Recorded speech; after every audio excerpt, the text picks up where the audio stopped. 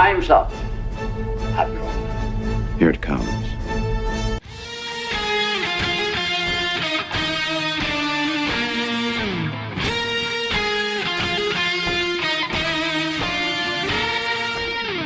Well, Anakin just killed a whole Death Star. How many people died on that? Well, Anakin just killed a whole Death Star. Well, Anakin just killed a whole Death Star. Well, Anakin just killed a whole Death Star. Howdy, everybody. I am here. I barely made it. Let's just say the evening did not go exactly as planned, but I'm here. We're here to autopsy the Acolyte. And I know it's a very busy evening out there. I know that Trump's about to speak, according to Algram. Hulkamania is about to run wild over on the RNC. So what the? Why isn't? Oh, because it's wrong. Wrong side. Yeah, because you can't make things show up on Studio. I am all over I'm all over the place. Great start to the stream. I know. Anyway, so welcome everybody. This is the autopsy for the Acolyte. It's the only time I have to do this because tomorrow I'm busy. Saturday I'm busy. Sunday I take the night off. So this is it. We got to do it tonight because in a week no one's going to care. Shut up. No one's going to care. Now, for the moment I'm alone. There are other streams going on in the immediate circle because this is not a normal stream night for me unless it's Anime Odyssey, and we would have already been going for an hour. So I thank you all for being here. I'm sure some others are going to show up, hopefully, as we keep going, so that it's not just me ranting and raving. I have some thoughts, some questions to bounce off of others. But for those of you who are joining me right here now as we start this live, welcome. Happy to have you here. As I said, I know it's a busy night. Trump's going to speak tonight. Other streams going on that you might be normally watching, and I appreciate you all being here. So, hail Oscar. Hail Oscar. I recognize you from the comments. And yeah, I'm sure we're going to talk about where'd all the money go. I'm going to go, hail the goddess, hail Algram, my mods here to keep the peace and troll me. Let me know when I have boomered too much. Good evening, Kale. How are you? And anybody else who's here watching, not chatting, happy to have you. Happy to know that those who love real Star Wars, those who enjoy, who have not let that flame dim in your heart, I'm happy to have you here and know that you share my passion for destroying Disney Star Wars. But then again, does Disney Star Wars need any help destroying itself? Because the Acolyte, we're going to dive right in. We are diving right in. The Acolyte. We have been doing this for 6 weeks now. 2-episode premiere, another 6 weeks, another 5 weeks after that. And this show, it was always going to be a disaster. Plain and simple. It was going to suck. The pre-marketing campaign was based around attacking fans, real fans. It showed that the cast and the crew and the people involved knew absolutely nothing about the universe that they were taking part in. And I'm not saying that you have to be an expert. You don't have to be me. You don't have to be Kinnell. You don't have to be somebody who knows every goddamn thing, but at least be familiar. And don't say Anakin blew up the Death Star. And then Leslie Headland coming out every other day or maybe every other week to run damage control as everything falls apart. So what are we going to do here? And for the moment where it's me, I guess I'm going to monologue for a little bit now, and I'm going to basically lay the groundwork for what we just went through. And I hope you've watched all my reviews. I hope you did. If you didn't, when we're done here, go give them a watch. I'm sure I will make you laugh and have more fun than Disney Star Wars did with the Acolyte. But what did we have here? We had 6 weeks of a story that was supposed to be about Sith. It was billed as a story from the point of view of the Sith. And you think, okay, fine. Okay, fine. You could do a dark side story where no one has a problem with that because the Sith can be very interesting.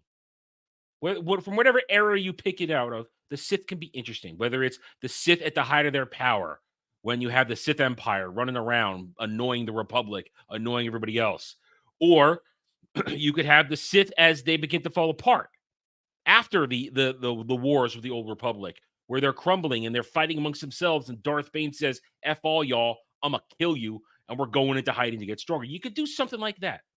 Or you could then do Sith in hiding for hundreds, thousands of years, because they were in hiding for a long-ass time until Palpatine made his move. So there were stories to be told in a proper way that did not damage Star Wars.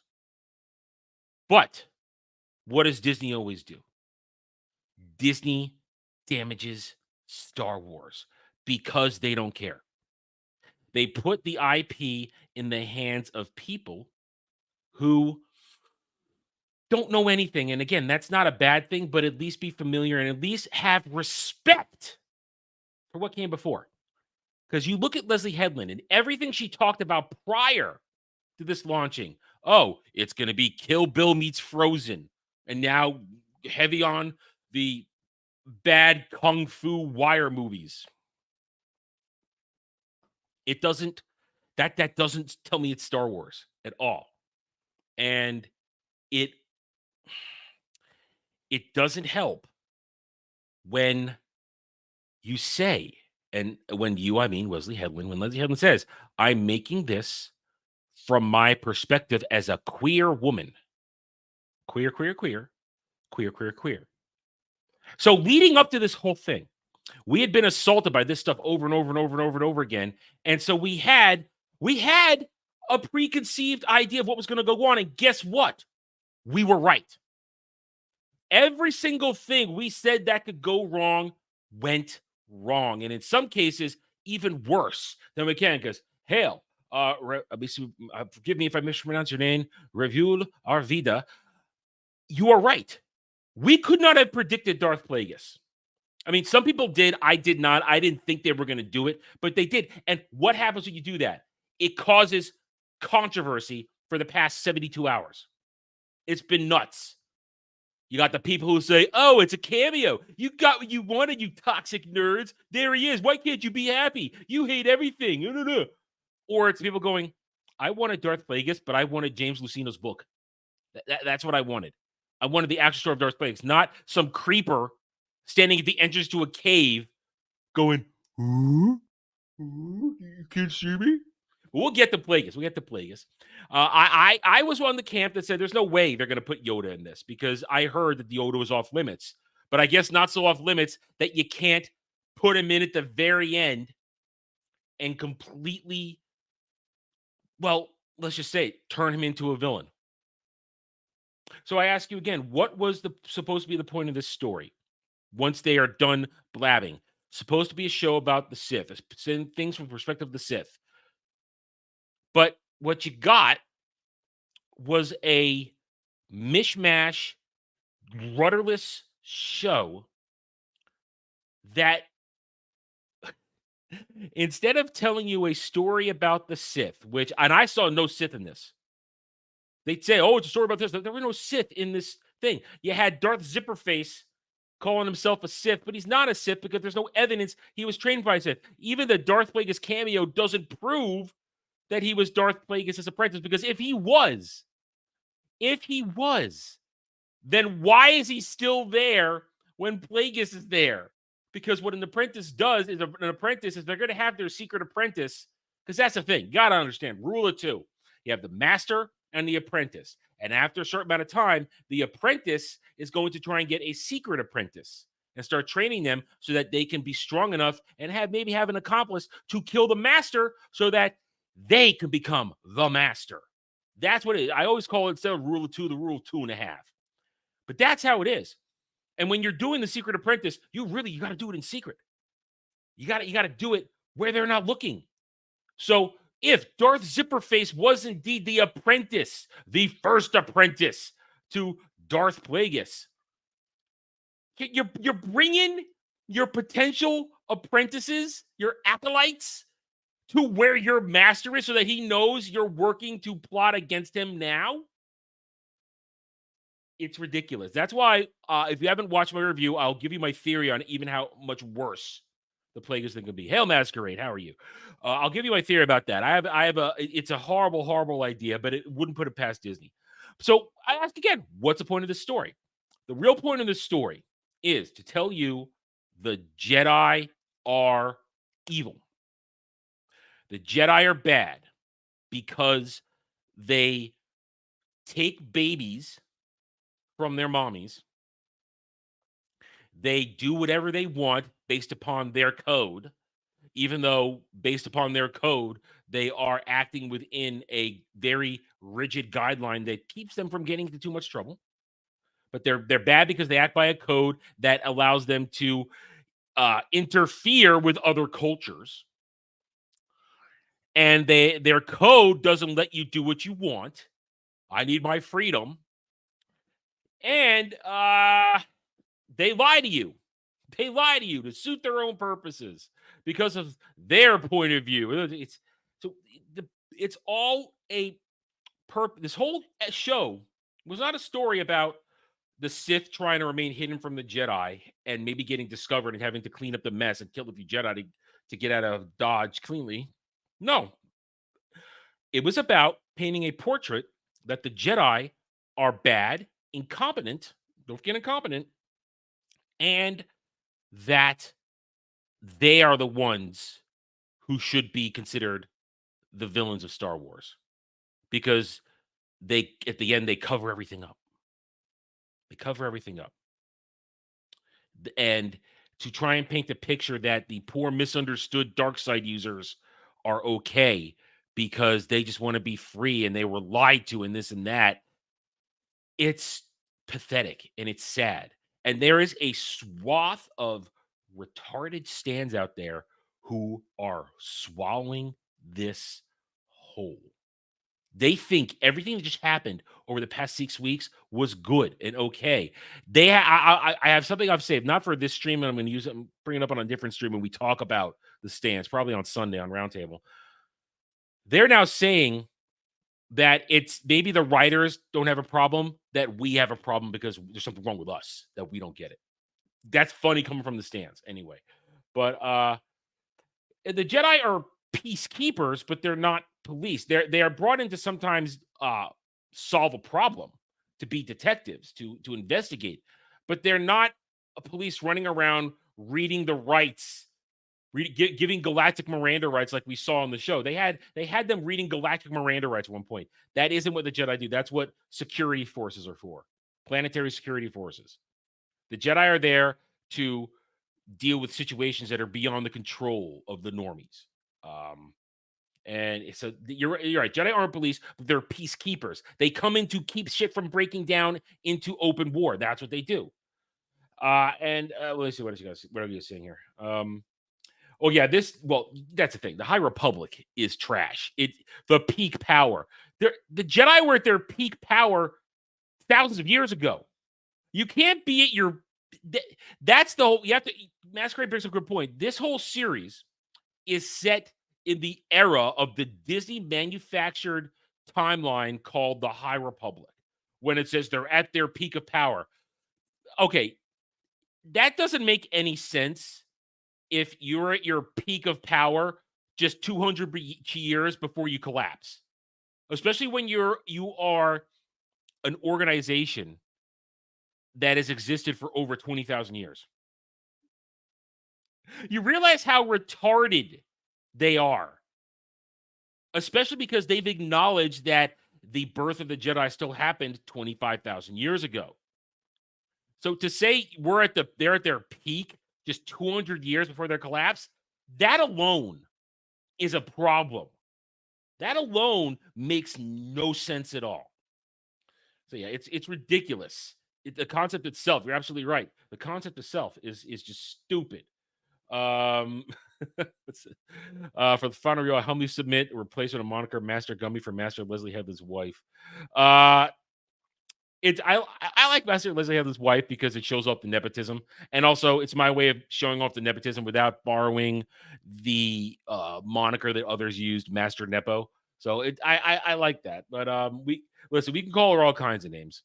Because that is a High Republic character. Master Vernestra was the greatest, bestest little whammons ever out of the High Republic with her lightsaber whip. Oh my God.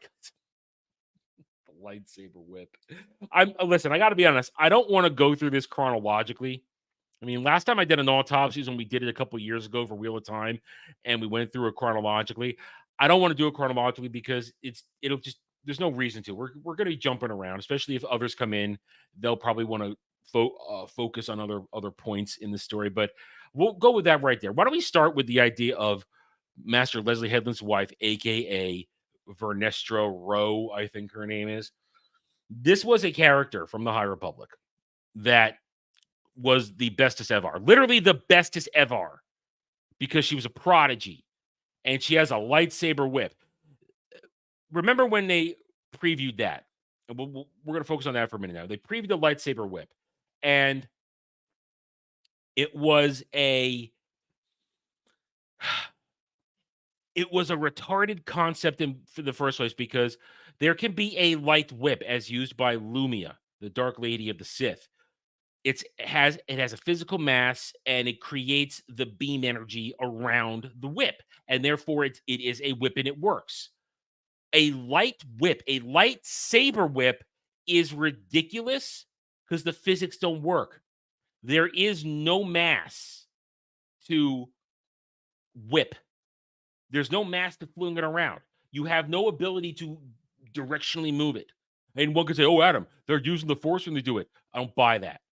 That don't work. So they made a big point to show you that it's going to be Vernestra and her lightsaber whip that was so prevalent in the High Republic, and they showed it in the trailer. And when she used it, it was that one moment from the trailer. That was it. She never used it again. It was ridiculous. How will this compare to Rings of Power Season 2? Honestly, it's kind of apples and oranges. It's apples and oranges, if you ask me, because Star Wars, Tolkien's world was strictly defined by Tolkien. And everything that is used in the in the Rings of Power, or in the Lord of the Rings, Tolkien pretty much encapsulated it all. He didn't let anybody else write anything else. I mean, his son carried it on for a little bit afterwards to flesh out some history, but he did everything. Therefore, when the Rings of Power is shitting on Tolkien's legacy, it's very easy to say it's not Tolkien. It isn't Tolkien at all. And you are, especially when Tolkien actually laid it all out for you, a historical path to follow, and then that they're actively changing the history of something that is set in stone like that, that's bad. The problem with this is the fact that while George Lucas and the expanded universe were the actual canon, and George okayed everything in the EU, nothing got through into the EU proper without his stamp of approval, and he held that stamp back many times. Problem is, though, when he sold it to Disney, there are those individuals out there who believe that because Disney owns it, because they signed on the dotted line and they can say we own it, they believe that Disney has the right to change it because they own it. And that's a factually legitimate stance, but just because one can do something doesn't mean you should. I've been saying that for a long time. Just because Disney bought it doesn't mean they should. And I'll even go as far as it really doesn't give them the right to change it, especially because there was 30 plus years of material that was put out and accepted. And it's kind of a weird thing. I talked about it a little bit this week. I'm going to talk about this on Sunday because that's a roundtable discussion of how is it that these stands, and the stands range in all ages. It's not just these young, late teens, early 20-somethings morons. There are older stands out there who are just as retarded. How is it that when George was releasing material through the EU, and that was the real deal, that they rejected it? But suddenly, Disney decides to put out material not on a screen, and suddenly all of that has to be adhered to as canon, and that is when they decide to jump on board. It's a question I'm going to pose on Sunday. We're not going to cover that here. That's a discussion that's going to take us beyond just talking about the Acolyte. So it's basically that's why I say it's an apples and oranges, because there's a lot of question because of the way George handled the EU, and other people wrote it for him, but he still approved it. But Tolkien had everything written down. So I hope that kind of answers your question. It's a very difficult thing to really get around. Yeah, John Cream, the Thrawn trilogy, the original Timothy Zahn Thrawn trilogy would have made an excellent sequel trilogy. Would have made an excellent sequel trilogy, because guess what? It was an actual story. If you want to watch me break it down, you can go to my playlist on this channel, the my expanded universe book club, which I am getting back to. I am halfway through. It's been 2 years removed. I apologize to everybody who was there for the longest time waiting. It's been 2 years removed because it's been a lot going on in my life, and I have to be certain state of mind to sit down and read a book. I am currently taking my time to go back through Jedi Academy book 3, Champions of the Force. So you are going to get this in the near future. It's going to happen very soon. And the EU book club will continue. And I'm going to be then making those videos quietly.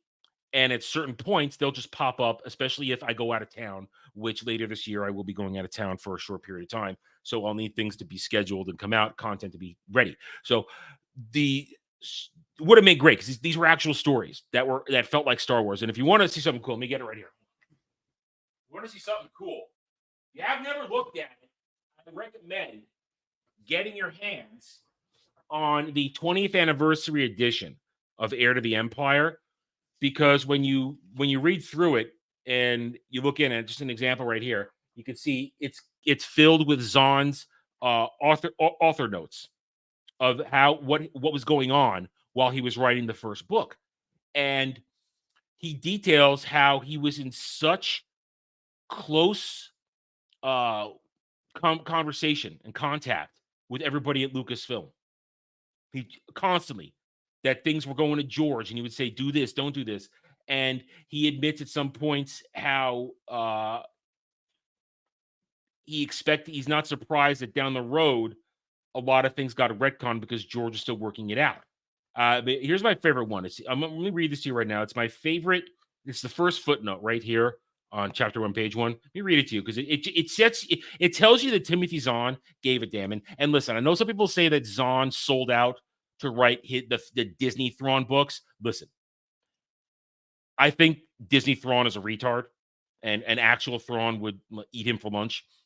But I'm not going to throw shade at Timothy Zahn. The man has to make a living. The man's got to feed his family.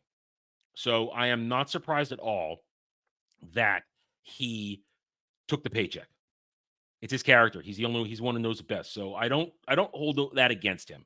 I wish he hadn't done it, but I don't hold it against him. So, but right here, this is his first footnote with the opening scene of the first book. Here it is. And he says, each of the 3 classic Star Wars movies includes a Star Destroyer in its opening scene. All of my Rebellion era books do the same. That's somebody who gives a damn. That is somebody who cares. And they wanted it to feel like Star Wars from the moment you open the book. And that is something that Disney Star Wars doesn't get. They don't get it. They don't understand it. They don't know what Star Wars is, because they threw it all out and they got rid of people that understood Star Wars, and they bring in people like Leslie Headland, who are only here to push their agenda, and only here to get ahead in their own career. So that's what it's like right now. You don't have people that care. You have people that care about themselves. They have people that want to do their version of Star Wars. And remember, the person in charge right now is Dave Filoni.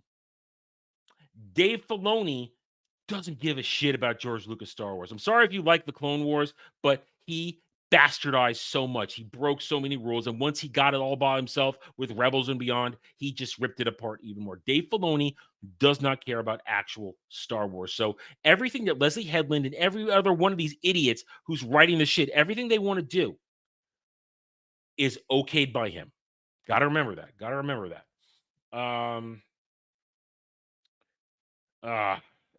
Yeah, I mean, that's the thing. If you're talking about Thrawn, then yeah, Thrawn, talking about Zahn and Thrawn, at least somehow he tried in the books to keep it, but they made it worse. They still managed to butcher it. Look at Ahsoka. Look what they did to our boy in Ahsoka. Beer Billy Thrawn. That was a joke. But that's the same Thrawn that Zahn rewrote into Disney Star Wars. So there's once Disney gets their paws on it, once they take something that was once pure and clean and they butcher it, it's not coming back. It's gone. I mean, later on towards the end, I'll share my thoughts on how I think this shit can be saved, because I know that's always the question. Adam, do you think Disney Star Wars can be saved? Do you think Star Wars can be saved? And I have an answer, and I've said it before, but I'll say it again later. Let's get back on topic, though. Let's get to it. So the Acolyte. I've asked the question, what is the story about? It's about deconstructing and making the Jedi villains and making bad guys seem sympathetic when, in fact, they're not. How did this whole thing start, then? It started with Amandla Stenberg's May. Amandla Stenberg's May going out there and ganking Carrie-Anne Moss Trinity. In that very first episode, we were treated to exactly what the choreography was going to be for the rest of this show. Now, let's talk about the choreography. Let's start there. They were constantly telling us before this show started, we were going to get the biggest, the bestest, most amazeballs lightsaber duels you've seen since the prequel trilogy. Now, we didn't actually get their attempt at it until, what was it, episode 5? I think it was episode 5. No, 4. 4. 4? 5. 5. No, 6 of the flashback, 5 with Fallout from Death, 4. Yeah, 4. 4. It's all jumbling around here.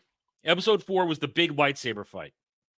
And what we saw there, we knew what we were getting from the moment we saw Amandla Stenberg fight with Carrie-Anne Moss. Stilted choreography, hollow, empty, no organic feel to it whatsoever. Basically, hit your marks and be wide with your movements and telegraph what you're doing. That is the hallmark of Disney Star Wars choreography. Telegraph what you're doing.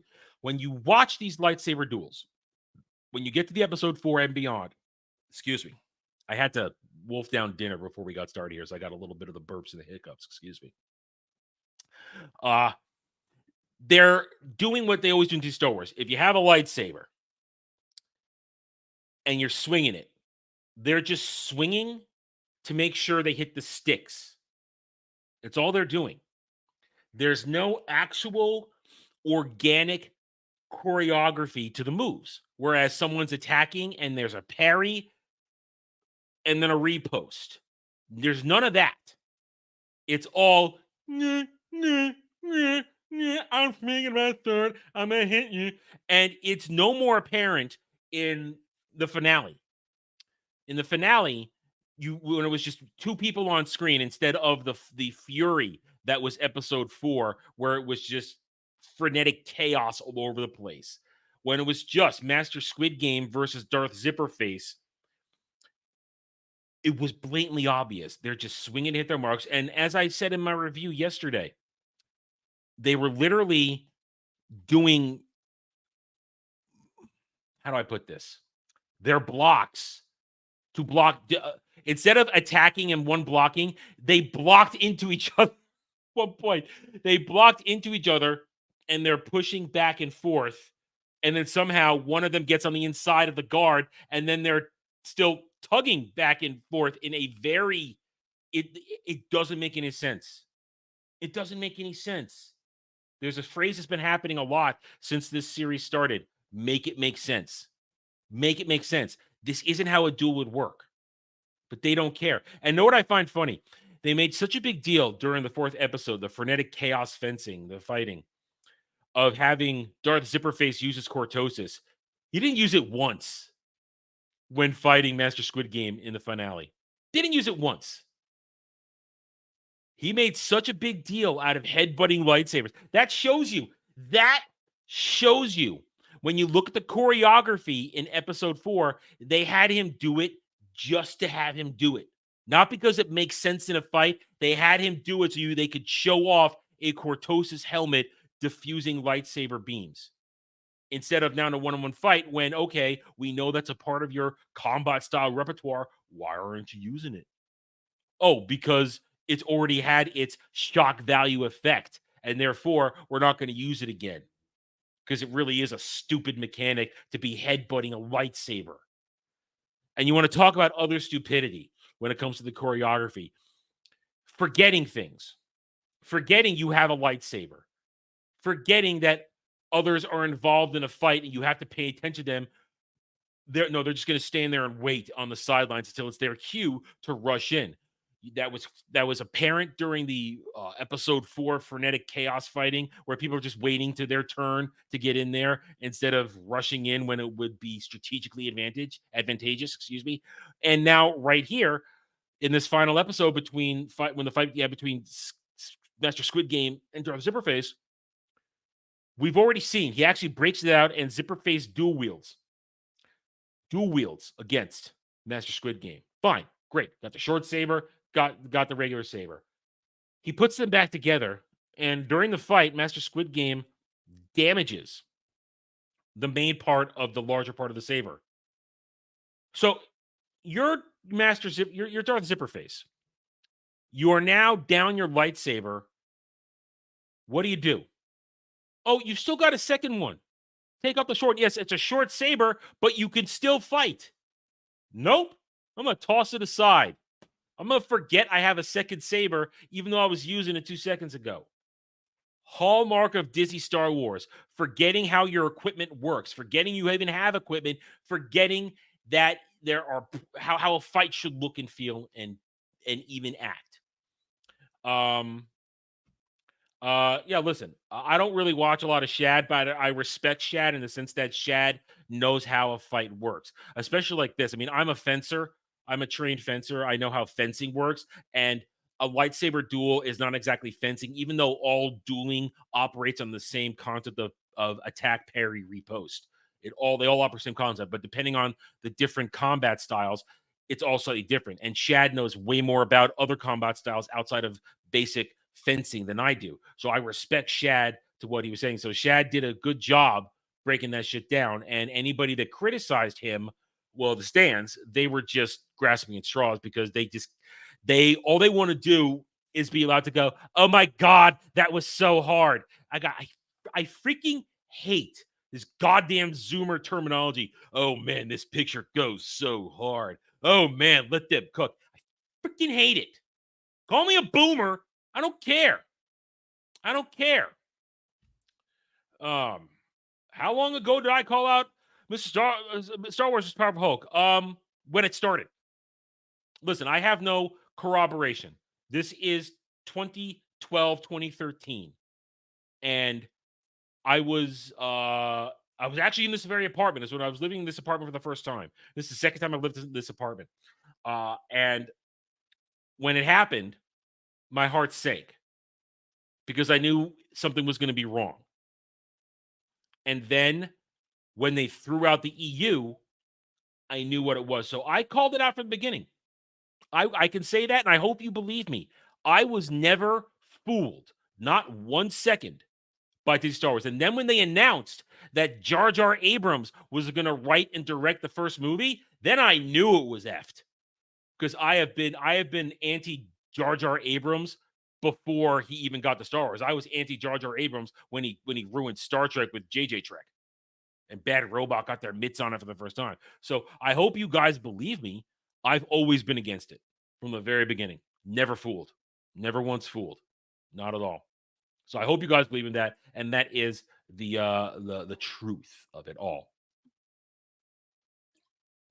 So back to the choreography. It's god awful. And then you rope into it the fact that they try to do actual melee combat. Or I'm sorry, hand-to-hand combat. Melee is hand-to-hand combat. The hand-to-hand combat is goofy as shit. 24 years ago, when Carrie-Anne Moss was first Trinity, she was younger. She was fitter, and they had better action choreography directors on set with the Matrix to make it look like she knew what she was doing. In this one, she's older, she's bored, she's just here for a paycheck, and she just shows up. Amandla Stenberg has all the grace of a three-toed sloth. She can't do the choreography. Manny Jacinto, yes, he could do the choreography, but the choreography still isn't good. Master Squid Game, he's got the athleticism to do the choreography, but the choreography still doesn't look good. It looks stilted and bored and terrible.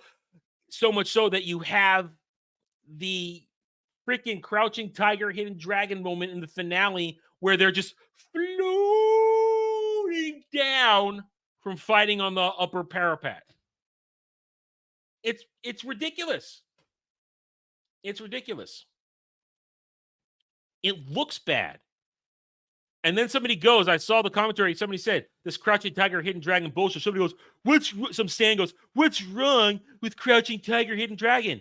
It's not Star Wars. That's what's wrong with it. Certain things belong in certain adaptations, and you can't take 1970s, 1980s wire kung fu fighting and put it in Star Wars. It just doesn't work. But they don't care. And the stands, who are the only ones they listen to, they love it. They lap it up. They open their mouths and take it all down the throat.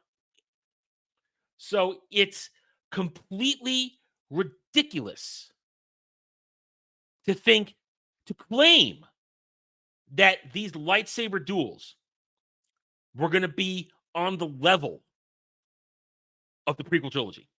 Now, when I did my episode 4 review, I broke it all down, and then I pulled out that section and I added to it where I added all the lightsaber content from the prequel trilogy, and I showed you guys, and even from the original trilogy, I showed you. You can go look at the video. Well, from I guess 3 weeks ago, why the lightsaber duels in the Acolyte are terrible when put up against the prequel trilogy and the original trilogy. They don't have the technical prowess of the prequel trilogy, and it doesn't have the emotional impact of the original trilogy. And let's take that step right now there too. You look at this whole goddamn story. And I'm going to ask you guys this, and you can reply to me, and I'll see what you have to say. Who are the characters in this show? Who are the characters in this show? What are their motivations? What are they trying to do? What are they trying to accomplish? I mean, that's a serious question here. When you create a show, and let's say you only have 30 minutes at a pop, that's essentially what they have, 30 to 35 minutes. Because they don't go very long. And when they do, it's stretched out. It's terrible. When you do that, you have limited amount of time to make the characters appealing. Now, let me take a slight step outside this and bring in an example of how you can, in 22 minutes, create characters and have them mean something. Now, you all know, most of you are familiar, I am a fan of the anime. I love my anime. I am a weeb. Once a month, me and Dermy, next week, fact, is our monthly Anime Odyssey show where we talk anime, pick a show and other topics, and we have some fun. Just talk anime. I've been watching anime for most of my life. I'm an old man. I've been watching anime for a long time. Those who create anime, those who make the stories, the source material, and then have to take the source material, a manga or a light novel, and then have to transfer it to a 24-minute episode. An anime episode is only, without commercials, 24 minutes. That's 21 minutes of content and a minute and 20 seconds or a minute and a half of an opener and a closing theme. That's it. So basically 21 to 22 minutes. These stories that come from Japan, and roughly these days, you only get 12 episodes, 24-minute episodes. That's literally basically about 3.5, 4 hours worth of content when you put it all together. And I know because I burned through a season of something last night. you have to really, out of the gate, endear sometimes brand new, fresh characters to your audience. They can do it in Japan with anime. No problem whatsoever. Fresh new characters by 2 episodes in, by an hour, by 3 episodes in, by an hour in, you are all in. You are into it. And by 6 episodes, you're through an arc. You're ready to go. You want more. In 8 35-minute episodes of actual content of Disney Star Wars in this show, does anybody understand truly or care about truly? And by anybody, I mean people with a brain, not window-licking smooth brain stands on X Twitter. Does anybody care about these characters in the Acolyte? What is there to care about them? Seriously, what is there to care about? Let's go down the list. Our supposed protagonists, Osha and May, played by Amanda Stenberg. What's their story?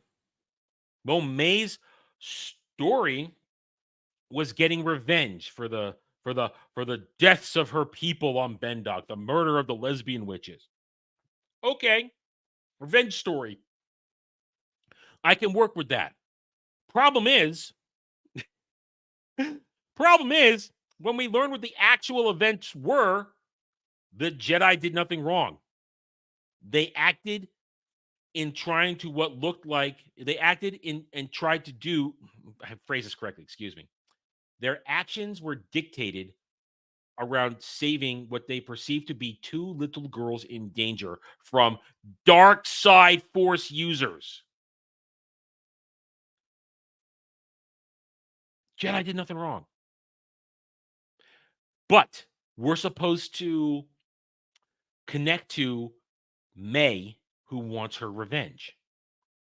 And then we're supposed to connect to Osha, who originally gets blamed for May's actions, but then feels guilty because she washed out as a Jedi because she couldn't get rid of her negative emotions. And then we're supposed to feel for her because Master Squid Game didn't tell her that he killed her mom when her mom, by his vision, had turned into a giant dark force smoke monster and was absorbing May. What would you do in that moment? You would attack because it looks like a child is in danger. So you see these things go down and you realize their stories are empty and hollow and they have zero character development because Osha and May literally just say everything they feel. There's no actual events that mold them as characters. They are simply reacting to the scene. Osha reacts to everything that happens in the show. Osha has no story. She's simply reacting to everything that happens throughout the episode. She reacts to being arrested. She reacts to trying to escape from the Jedi.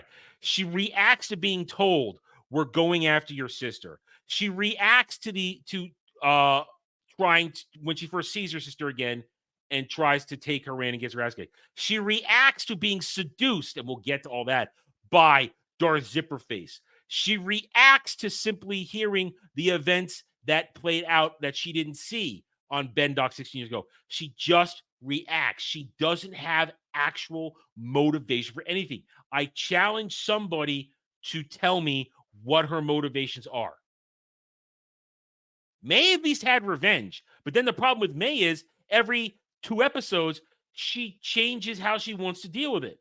First, she wants to kill everybody. Then for some reason, she wants to go and talk to everybody. Then she wants to try and kill somebody again. Then she wants to talk to somebody again.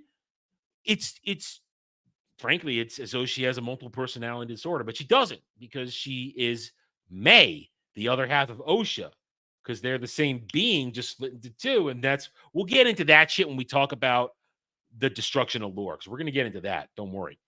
But you think about it then. What are their motivations? None. Okay. Let's talk about our Jedi in this. Master Squid Game and his crew. What's their motivation? Capture May before she kills more Jedi. Okay, that's fine. We could do that. Problem is,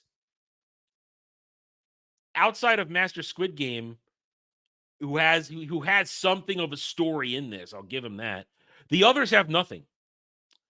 What is her name? Daphne Keene's character, Jackie. What's her story? I'm along for the ride. That's her story. I'm along for the ride. Not I'm struggling to be a good Jedi. Not that I'm ready to take the trials. I'm chafing at the bit a little bit. Can I get out there? I want to do good. None of that. No, just I'm along for the ride. She has nothing. Guy who thinks Anakin blew up the Death Star. Yord, the Yord Horde. What is Yord's motivation? I want to capture May. But what's Yord's story? Yord has no story. Yord has no story. He's just there. But he had a corporate manufactured meme built around him. The Yord Horde. The Saul Patrol. Disney, through their many shills, created corporate memes that suddenly popped up all over the place. All over the place. And the stands left it up. Oh my God, I love Jackie. I love Yord. I love Saul. He's their dad, and she's just a little girl. And now they're calling her, she's just a little guy. It's really creepy and weird. These fucking pronouns. God damn it. And all they do is have these characters move about the chessboard. That's it. That's it. And we'll get to the other members of Saul's original team in a minute. We'll get to that because we'll talk about Tor. But I want to give, I think a couple people are going to be coming in soon. Let me check my DMs, see if anybody says they're coming in soon. I know Gal is streaming and she wants to join us here. But no, they're just talking about some of the retarded shit we talk about in Ball Buzzers, and also they're talking about some of the RNC stuff going on. So hold on one second. We drink. But yeah, Joxer, you're right.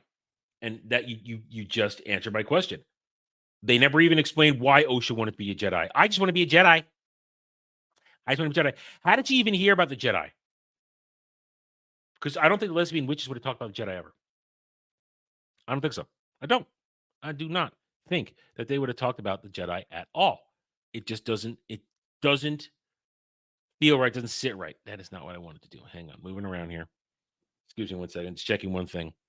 Okay.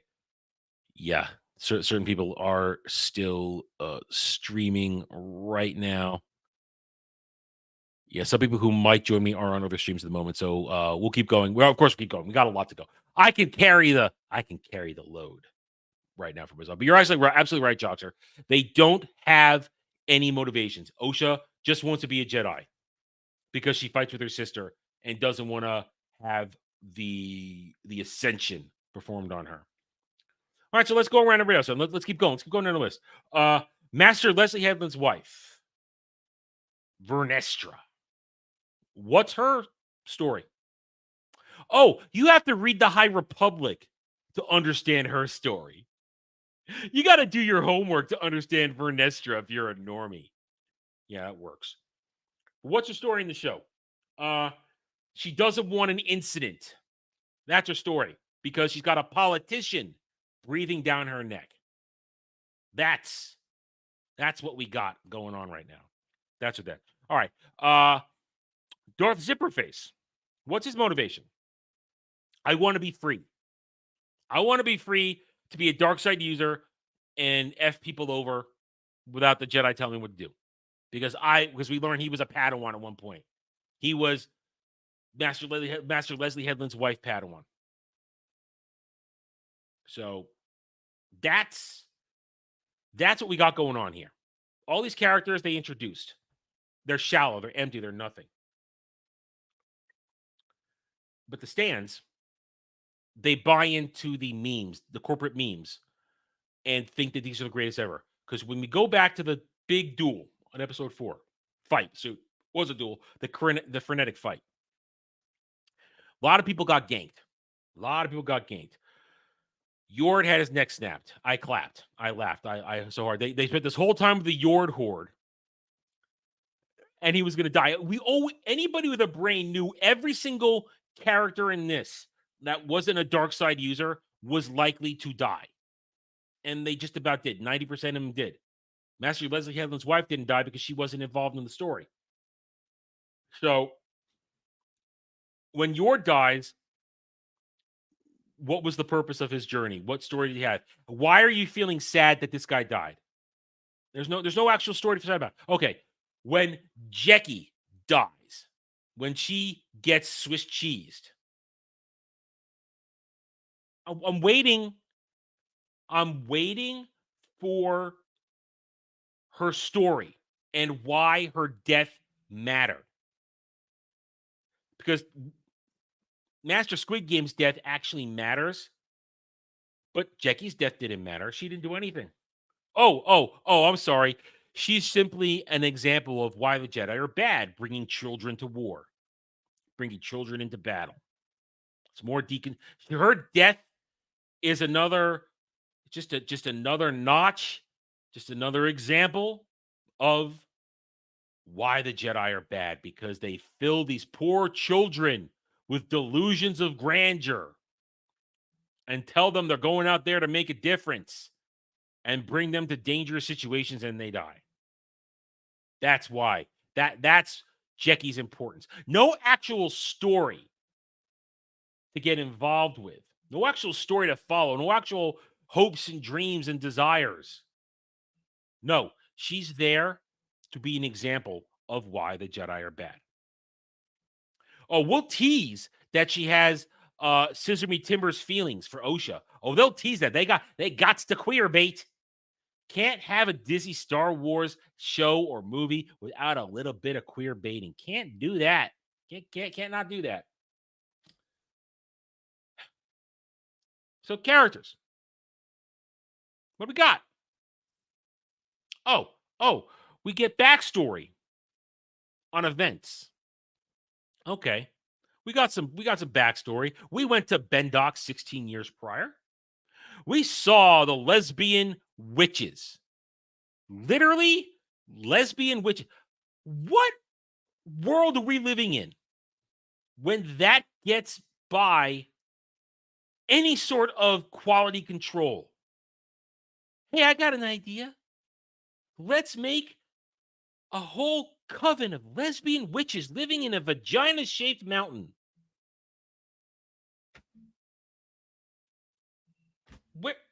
Where is it? Where is the reason for this agenda? And Rahul, you're right. Jackie's retarded lightsaber duel against Darth Zipperface, she was a Padawan. A Padawan. And the only evidence we had of her training was her practicing likely Soresu stance number 3. Not Juyo stance number 7. She won practicing Juyo, so there's no evidence whatsoever that she can dual wield properly, hold a lightsaber built for a Wookiee in one tiny little hand. Daphne Keen's a tiny girl. She's a tiny girl. She doesn't have giant man hands. Doesn't have Wookiee hands, Wookiee paws. So she's gonna dual wield her lightsabers, one being an oversized Wookiee lightsaber, and be, as you say, better than all the Jedi Knights that were there, that he ganked easily. And from that, you have the stands. I mean, this is something you will notice with Disney Star Wars. Every time there are massive plot holes as to why is Jackie able to do this, here come the stands. Their answer, their headcanon answer. Oh, she was ready to take the trial. She's ready to be a knight. She would have been a knight after this. I saw some of the dumbest assholes out there that I try to troll best I can on X Twitter going, she would have been a knight if she had survived this. How about no? How about no? How about the trials are multifaceted? They're the trials, not just trial. And she had already failed in that whole thing because she lost May. And she had gotten attachment to Osha, and she had attachment to other people. She had already failed the attachment part of a trial. So No, she would not have survived her trials. She would have failed her trials. She wasn't ready. And this is a supposed Sith Lord. They call him a Sith Lord. He wasn't a Sith Lord. This guy's not a Sith Lord. Retarded. They have no fights, but you're absolutely right. That's back to the choreography stuff. But it combines choreography and character development. They expect you to buy into this shit as soon as it's on the screen. And the clapping seals, they're going to do it. They're going to do it. They're going to happily clap because they're going to get their dead fish reward. They're going to get sent their gift boxes. We saw them. We on a Mellow Mondays like 2-3 weeks ago, we looked at it. Sorry, my nose is really itchy tonight. I apologize. I keep rubbing my nose. Really itchy. We looked at it. They all got their gift boxes because they were good little shills. And the best of them, just this past week got carted out to get tours for the upcoming Outlaws game, which is going to fail. That game is going to bomb. Ubisoft has so much bad mojo surrounding him. This game looks like shit too. We've been over it a couple times. So, but they will happily accept everything Disney throws at them. Oh, it's great. Oh, it's good. It's wondrous. It's fantastic. But that's all these people are worth. They just like the surface stuff. And we want actual story, we want actual character development. And to bring back up the anime comparison, Japan knows how to do it in 21 minutes, 22 minutes. They can get you involved in characters immediately. This show couldn't do it in 8 episodes because let's go back looking at the flashbacks. You had all the flashbacks. What happened? Why did the Jedi do what they did? What happened to lesbian witches?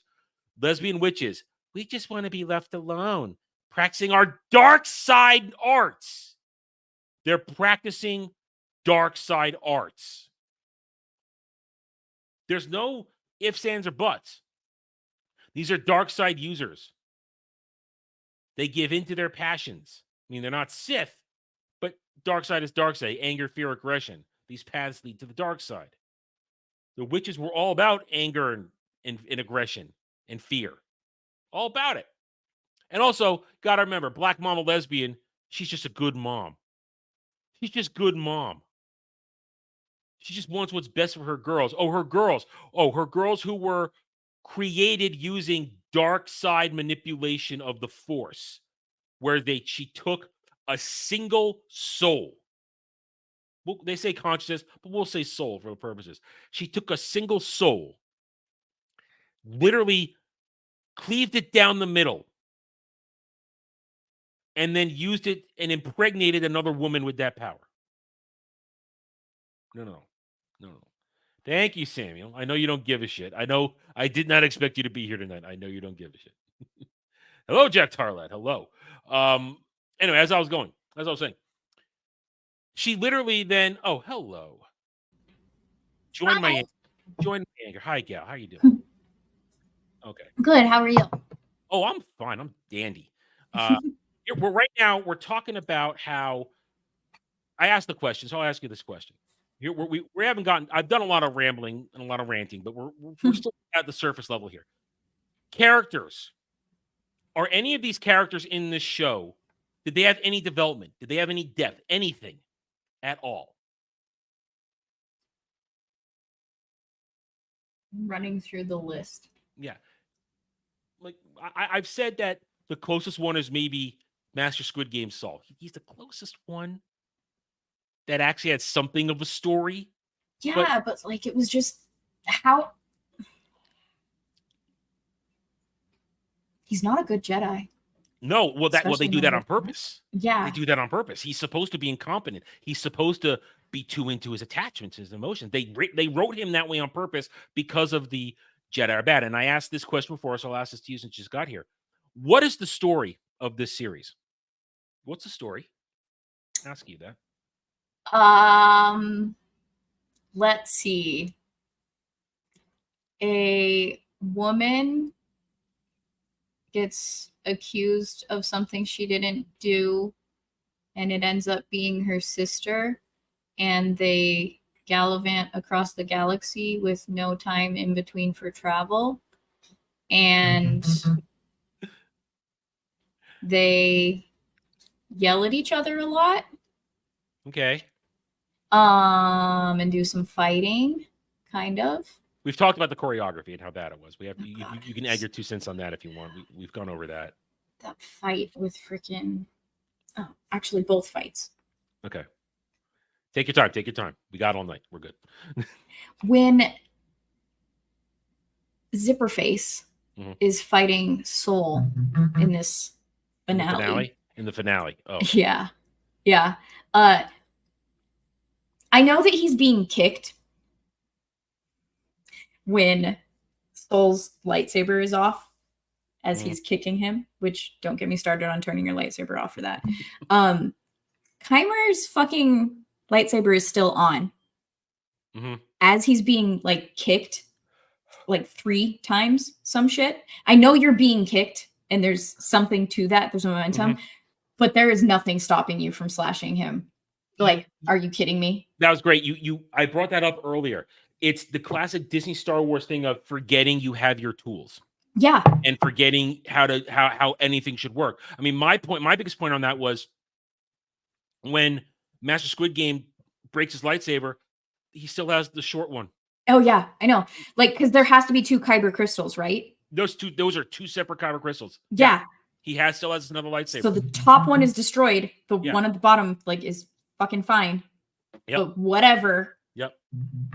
Oh, and then have you seen the most recent thing? You know, don't get me started on the concept of doing this with his stupid fucking helmet. The entire time that he's fighting in episode 6, he is like bam, bam, bam to everybody's lightsabers. In four. Yeah, we went over that. Yeah, we have touched on that. It's the tools. Like in 4, yeah, he'll use it constantly, but he does use it once. Does use it once. And when he went to use, sorry, it's my phone vibrating, Sam. See, I was gonna be nice. I was just going to ignore it and let it go. But Samuel's here, and Samuel will, of course, he'll bring it up. Sorry, the gal caught me. I was like, "What is he saying now? All cats are bastards." Blah blah blah. Oh God, that was probably going off the entire time for my stream. Whatever. That's just par for the course for the way that stream started. So what were we talking about? Oh, that scene where they're like pulling their lightsabers. They literally your head has it's a pivot point. Why are you trying to pull the force like the path of least resistance, my friend? I know. What are you doing? But right before that, I don't know if you saw, Star Wars Theory shared a clip right before that when they start doing they reversed it. I talked about it in my review. Somehow Squid Game got his lightsaber on the inside of Zipperface, and then instead of pushing, they're pulling. But like the scene right before it, he fucking Soul brought his down on it, and then they just cut. There is just a choppy cut where all of a sudden they're pulling towards each other type of thing. It's so retarded. But anyway, like that fight, that annoyed me. Like setting aside the crouching tiger, hidden dragon bullshit. That was so ridiculous though. When the stupid sisters are fucking fighting, I was so irritated when all of a sudden Osha knows how to fight like a badass, but the way it started, she just yells like a crazy person. Banshee scream. Yes. And then just does this sliding thing. And I'm like, wait, you haven't trained in how long, but you're just this super badass that can just hold She's giving into her anger. Fuck off. Are you kidding me? And then my other freaking issue that really, really, really annoys me. I brought it up in the Ballbusters group chat. I went back 2 episodes whenever Osha and May meet each other and Osha still has Pip. I don't know if it's called a Pip droid and all of them are called Pip droids. I tried looking it up. to see what kind of droid it is. This is a made up thing. This is an actual thing, so I have no idea either. And so fine, whatever. If it is a Pip droid, she also named it Pip. But if it's not, she never once experienced any conversation or relationship between Osha and Pip. May never did in their interactions, the brief interactions that they had prior to this episode. But she knows the name of Pip, and she knows exactly how to use Pip for whatever her needs may be, which don't get me started on that. And I was talking to my brother about it, and he's just like, oh, duh, it's because they're the same person. And I'm like, okay. That's what I was saying. That's the headcanon answer. That doesn't follow. Yeah. Because what's the point of wiping her memory? If they're the same person and she can just know what Osha knows, then wiping her memory goes completely out the window because they're the same person and she would still just know what Osha knows. It's what they do. This whole entire series is covered with inconsistencies. Yeah. I mean, because I was just before you got in here, I was talking about the motivation stuff. I was talking about the lesbian witches. Yeah, they're portrayed as just they want to be left alone. They're happy. They're this and that. They just want to be gay and have these kids. And the Jedi come in, and the Jedi are made to look like they're just an invasive force that wants to take their culture and take their babies. And what was the actual purpose of the Ascension? And the virgins. We don't know. Them creating them. You don't get fucking answers to that. No. Well, this is Leslie Headland. Not even hints to answers of it. No. Well, you get the one answer that Osha and May were one soul divided into two, but then they just leave it there. Right. What does that... Why did they want to do this? Why did they want these girls? Why did they create this person? There's no even prophecy or anything mentioned as far as I recall. There's nothing. They just want to raise their girls the way they want to protect their cult, which includes a man, by the way. Remember that? There's a man in there. Oh, I know. Technically, there were two. Wait, there was another one? Yeah, remember. So the one that is the YouTuber. So yeah, that one I know. Yeah. In episode 3, I had sent y'all a screenshot of one that was a dude that wasn't the YouTuber.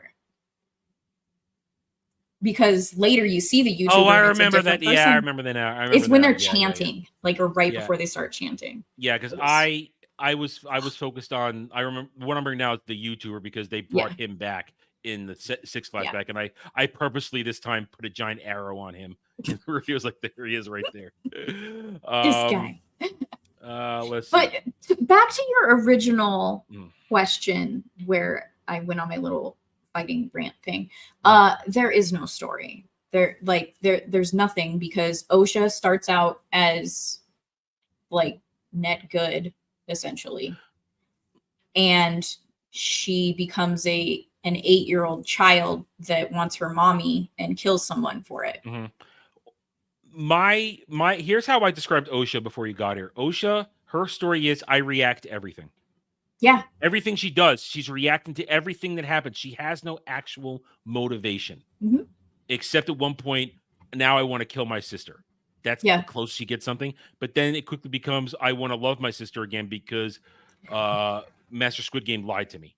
Well, in that whole wanting to kill her sister thing, she wanted someone else to do it. Remember? Because I was like, this isn't a hero. She has that conversation with Jackie where she says that her sister needs to be pay for her crimes or whatever, but I can't do that. And so she was going to leave. And the only reason she didn't was basically to be bait for Soul.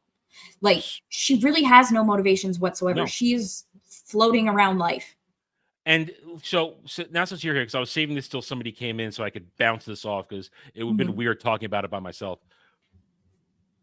Her other motivation suddenly becomes Darth Zipperface as they creepily insert some sort of slash romance.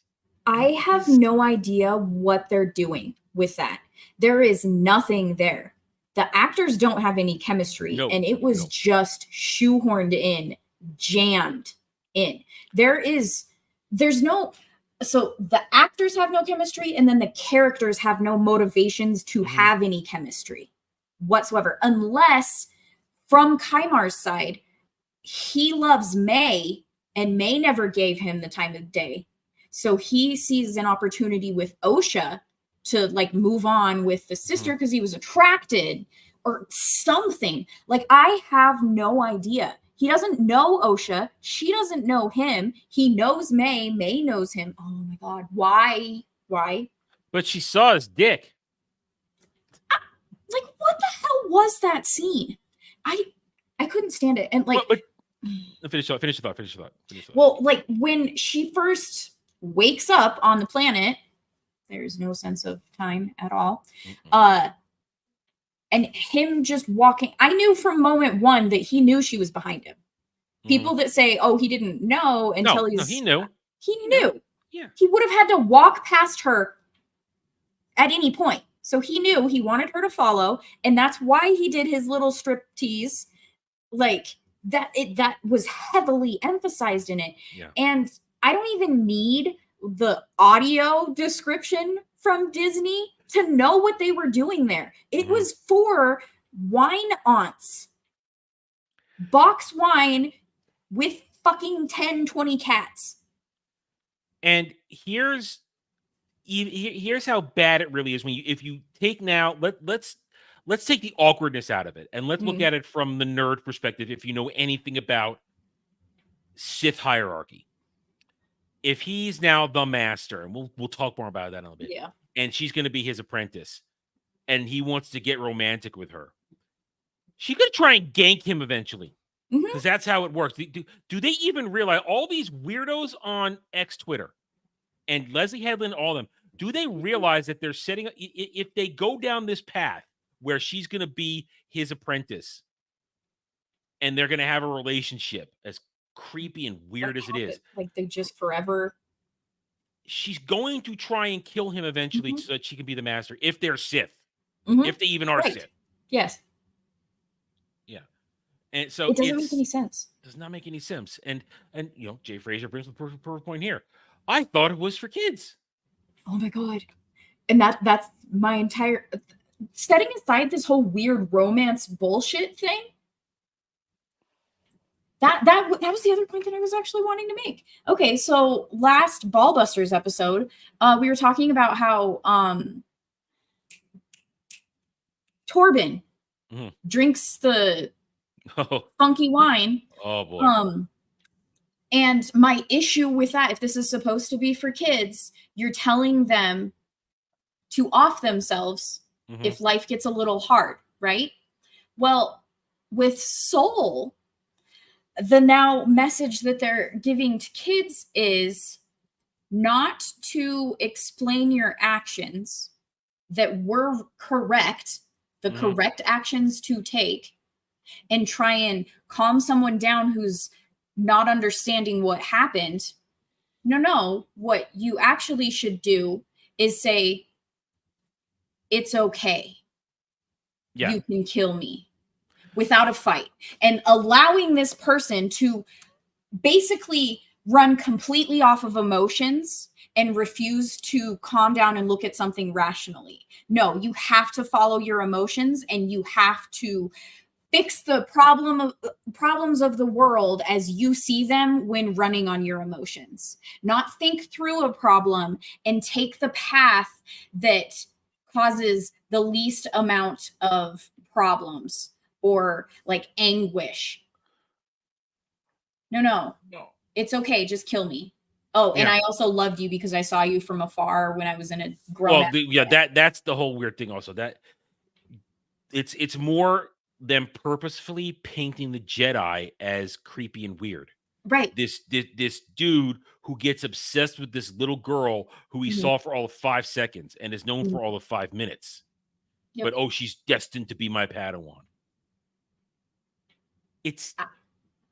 They do it on purpose so that they can then show that Osha is in the right for rebelling against these people who wanted to groom her and control her, and then lie to her, even though, as you said, and as I've got over already, that giant smog dark force creature. What are you gonna do? What are you gonna do? then that's dark force. That's the dark side of the force. There's no ifs, ands, or buts. Oh no, it's semantics. Because remember, they have to remind us when Zipperface is lecturing Osha about the force. Dark light, semantics. Doesn't matter. Your truth.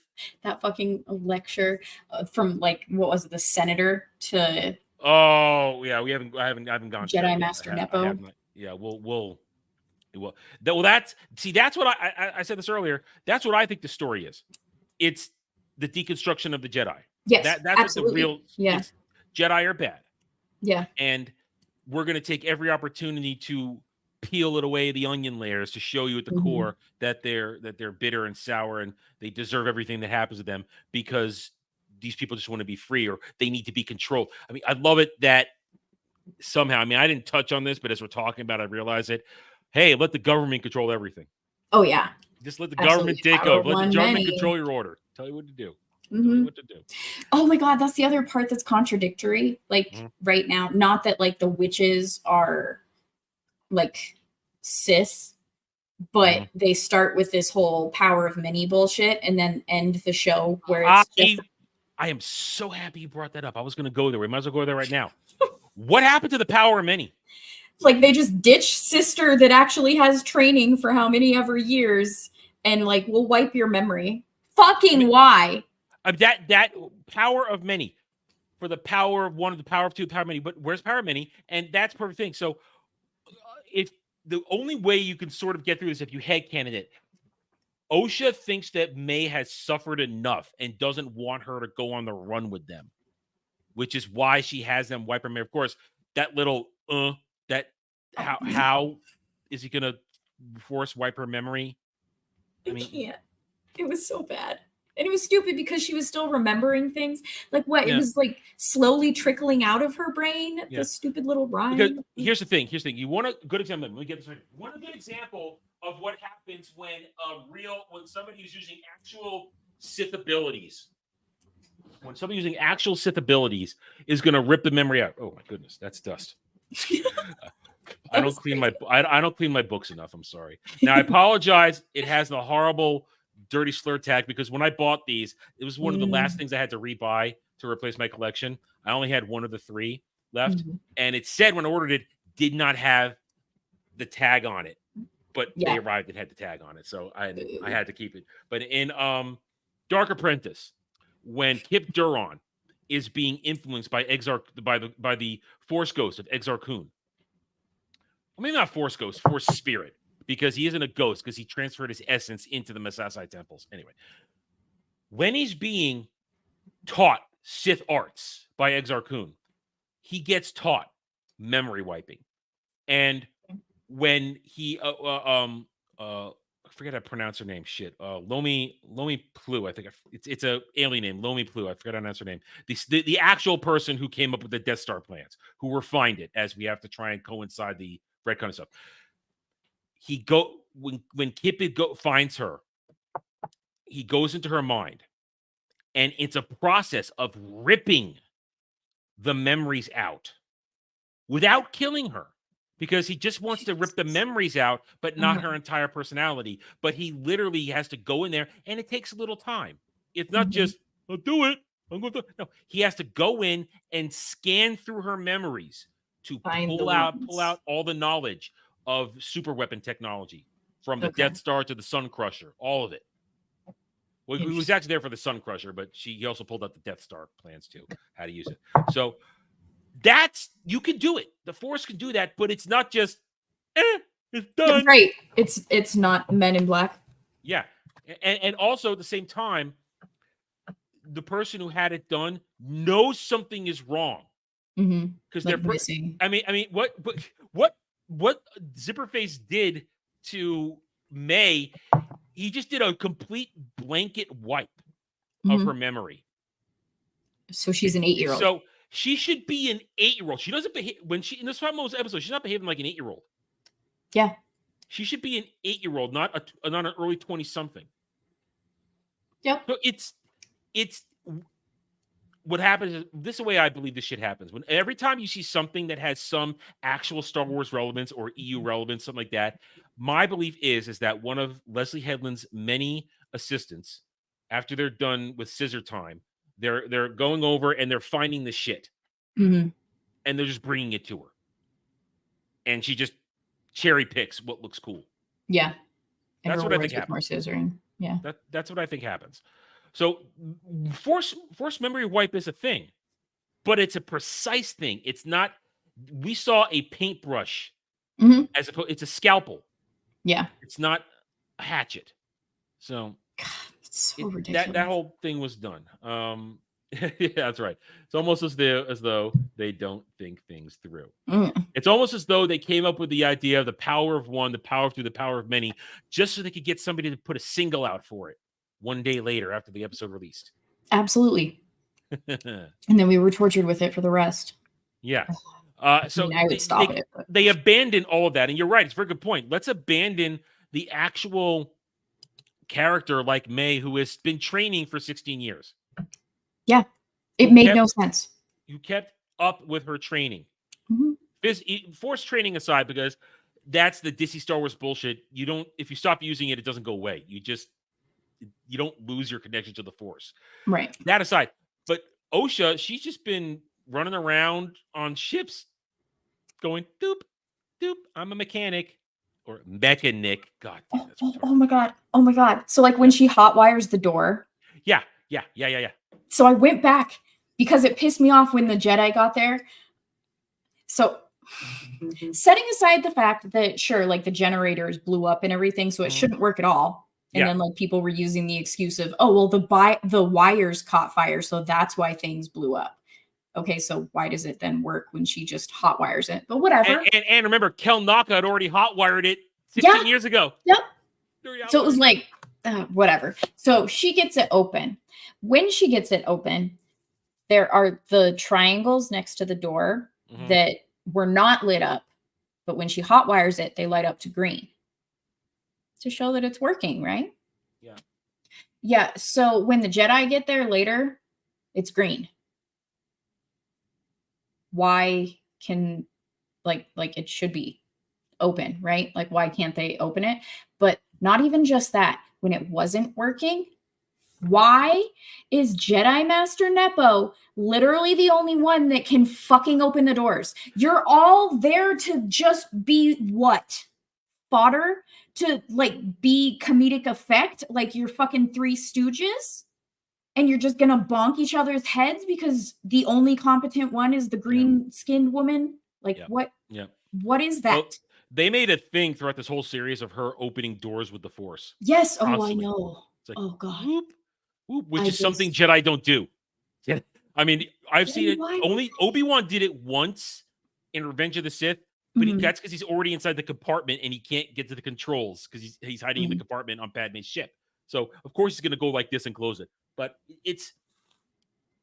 there is no, as we said, we started this part of the discussion. There's no consistency to any of this. So, and not to mention hot wiring that entire console. That thing had been exposed to the elements for 16 years. Oh Lord. And that place does not look like a place that was burned the fuck up either. No, it doesn't. It not that it should because it's stone, but there's scorch marks at the very least. Yeah, it's just completely. It's as though they have no idea how anything should actually work. Yeah, well, reality included. Yeah, I mean, I originally did it in my original edit, my original cut of the episode 3 flashback, or was it 4? Yeah, 3 flashback. No, was it 3? Yeah, it was 3. Yeah, it was 3. Yeah, the episode 3 flashback. Yeah, original cut of the episode 3 flashback. I did remark on how is stone burning, but I edited that couple seconds out because I thought, okay, wait a minute, electrical stuff, this and that. Maybe I need to see more. I'm gonna hold back on it. But now in episode 6, I said it flat out. Oh no, here we go. No, I'm sorry, 7. I said, oh no, here it is. They just show stone catches fire. Okay, I'm not editing out that commentary this time. So they don't understand. There's no way that a isolated door mechanism fire is going to spread to a giant vagina-shaped mountain complex system. Yeah. It's It's not. just not how it's gonna work. What's hilarious about this is so y'all all know, unless there's new people in chat, my brother's in a wheelchair. We're out in like Colorado, Denver area. And have you ever been to Red Rocks? Do you know what Red Rocks is? It's an amphitheater out here. Clay rock formation. We did not, so we went to concerts all the time, and basically what we would do is someone in the back would hold the handles of his wheelchair, someone in the front would grab his feet, and we just lift him and go down the stairs, because it's a stone rock amphitheater with like steps down the side. And then for handicap tickets, it's going to be like front row, so it's super ridiculously retardedly expensive for those tickets. Don't get me started on that shit, by the way. So we would just improvise. There was one time, we've been to Red Rocks many a time. One time, people were just like, oh, you can't do that. That's a safety hazard. He needs to go to the handicap area. And we're like, yeah, we're not paying for those tickets. And so they went away.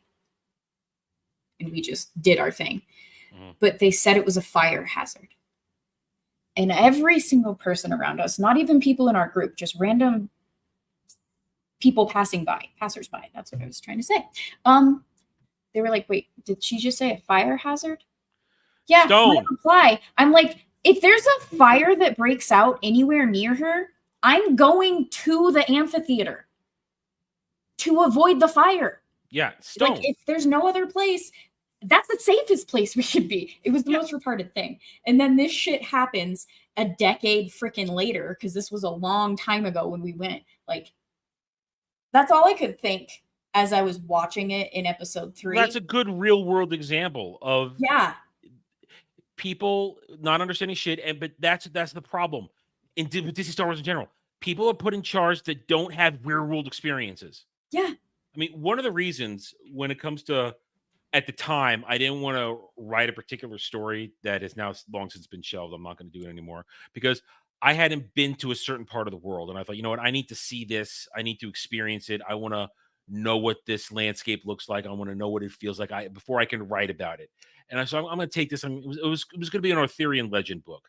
And I wanted to go to Scotland. I wanted to go to England. I wanted to experience that stuff. Yeah, I've long since shelved that idea. Not going to happen. But I wouldn't do it if I hadn't seen it. Yeah. Because I want to know what the terrain feels like. I mean, yes, the story wasn't going to completely take place there, but it would have to go there eventually. And I wanted to not just look at a picture. I wanted to be inspired and have the organic knowledge of what the realm felt like, what it possibly could have been like for a time of Arthur. So it's amazing over there. You take the time to learn your shit. Yep. And in Star Wars, it's not hard. Read some real Star Wars books. For decades there have been technical manuals. I held on to them for years. They got lost after one move or another. There were these they looked like basically magazines, technical manuals, 3 or 4 or 5 of them of all the ships, all the technology in Star Wars. I had like a few of them. I didn't have all of them, but I had a couple of them. Man, it's all right there. They took the time. Yeah. Put that shit on paper for you on how everything works. Even beyond those simple magazines, there are literal books. True crazy nerds have documented all this shit. They have taken the time. And then there's common knowledge. Stone isn't going to burn. I am not some like higher education freaking guru. I have some college under my belt before I joined the friggin' Marines. Like, just general basic knowledge from school and life will tell you that stone does not burn in that way. Like, and especially not from a little kerosene oil. Exactly. Like, were this a volcano? Yeah. Or if we're in a science fiction fantasy realm, dragon fire. Yeah, sure. Yes, there's ways to explain this away. Yeah, but no. And hail, Dom H. How are we doing? What do you want? You said you were going to come in here. What do you want? He's just coming in to say all cats are bastards. Well, that too. But no, I did have a touch on Okay. something. I haven't watched this show, right? So take everything I say here with a grain of salt, folks. Okay. Because I'm not going to watch this show. It holds no interest for me. But one of the things that keeps coming up and up and up every time somebody brings this up is that whole power of one, power of two, power of many nonsense, right? Yeah.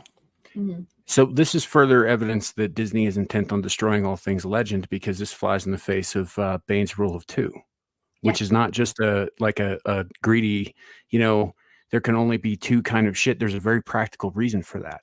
There's only so much force sensitivity that goes around.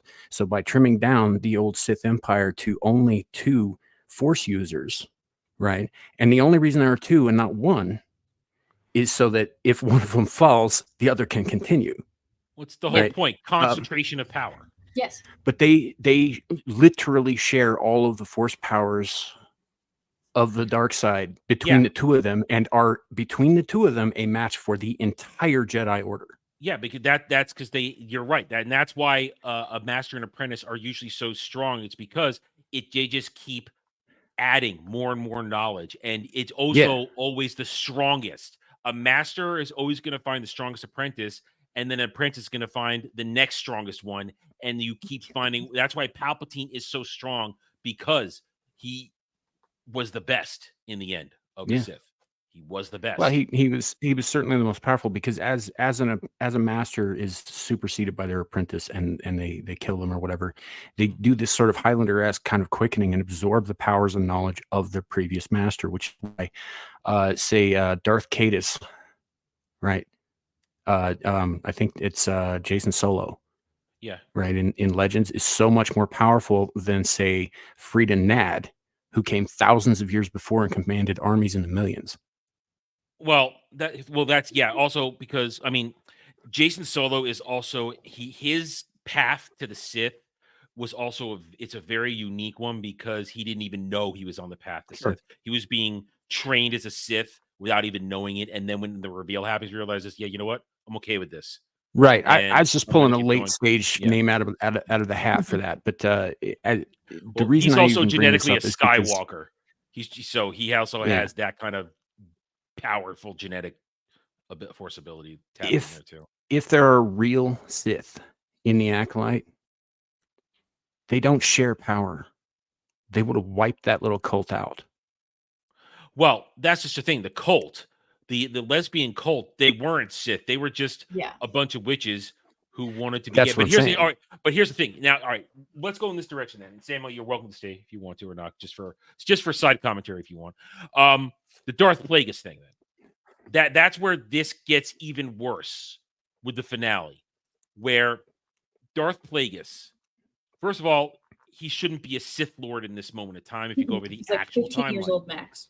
Yeah, whatever his age is. I'm not going to play that game because I don't know all his details. I don't, so I'm not going to play it. But he is alive, but he shouldn't be a Sith Lord.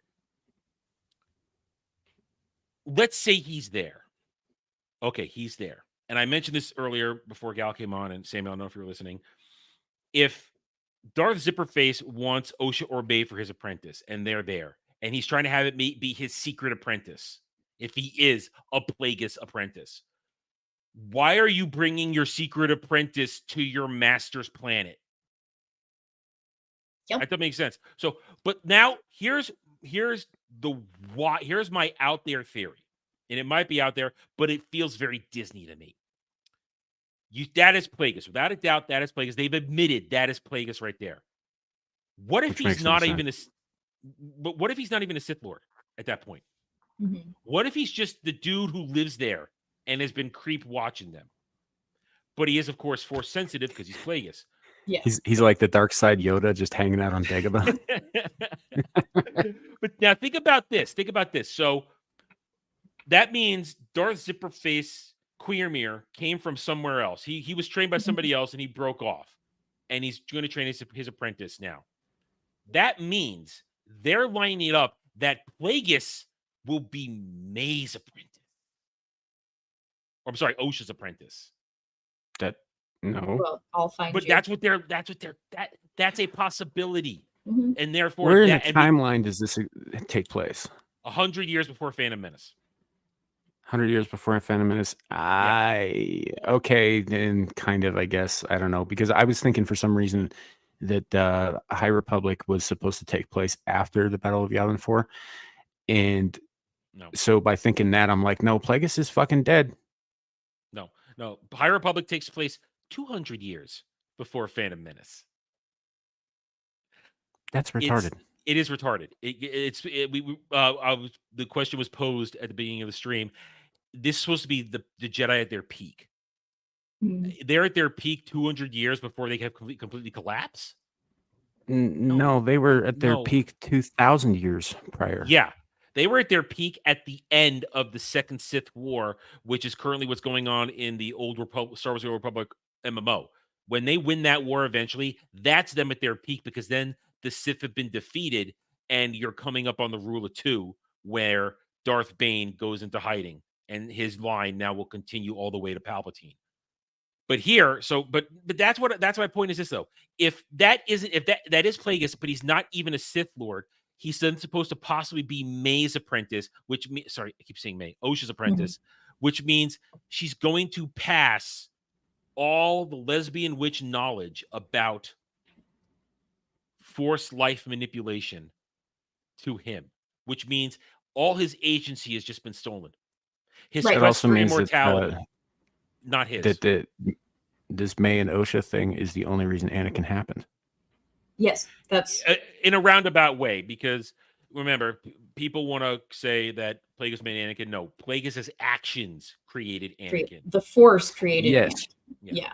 But he was actively experimenting with shit like that, which caused the Force to react on its own. And everything, but Anakin doesn't happen without him. You're essentially correct, though.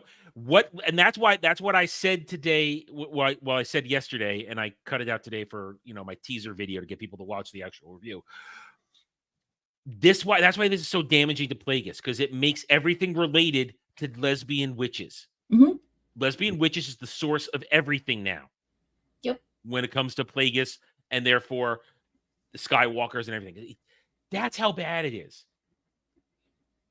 And I'll jump to this now. It makes it just as bad to have Yoda involved in all this. Yeah, because she's not walking in there to lie to Yoda. The entire implication is we have to talk. I'm going to tell you the truth. Yep. So Yoda knew everything.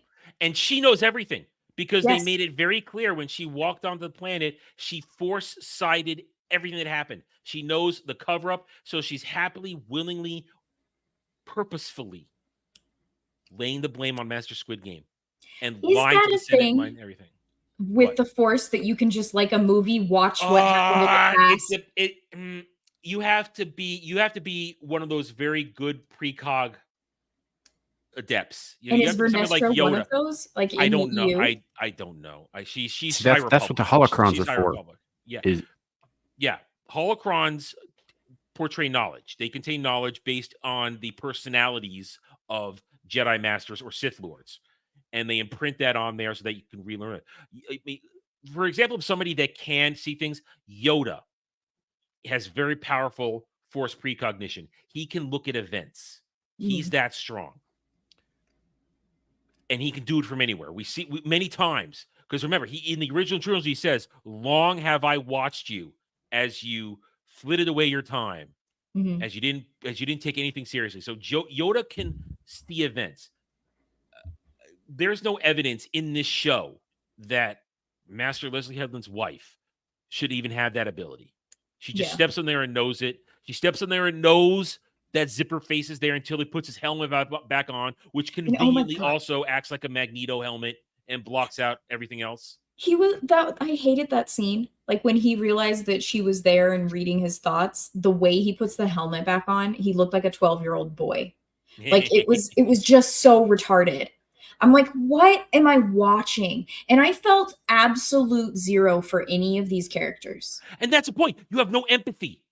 When they all get slaughtered in episode 4, did you have one little... No. Oh, God, no. No. I clapped and I cheered. When Saul died yesterday, I went, yay.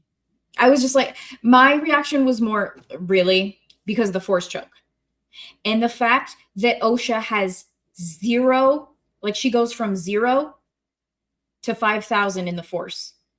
because she got upset. Well, they set the table for this, saying you just got to No. reach into your negative feelings and you'll get No. strong.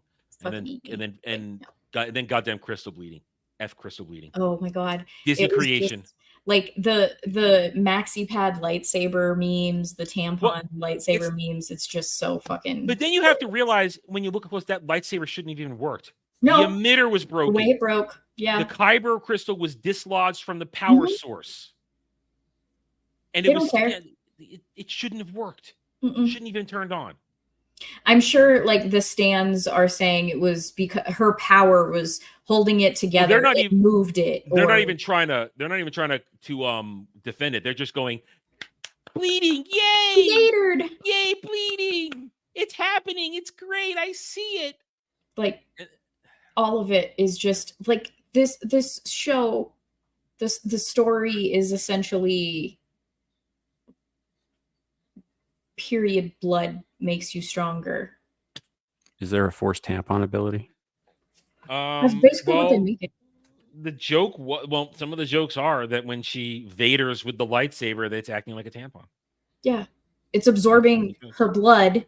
The crystal is, and therefore the lightsaber. Like that's what I was. That's so giant retarded. Like that's not how you get red fucking crystals. Yeah, there are red crystals and also synthetic crystals. That's essentially it. Colors have no meaning. I mean, only once the colors have meaning, and that was in KOTOR 1 when the game just needed you to understand the class system of what you were choosing. And other than that, and what you take that out, which you can disregard that very easily. Lightsaber crystals colors have no meaning.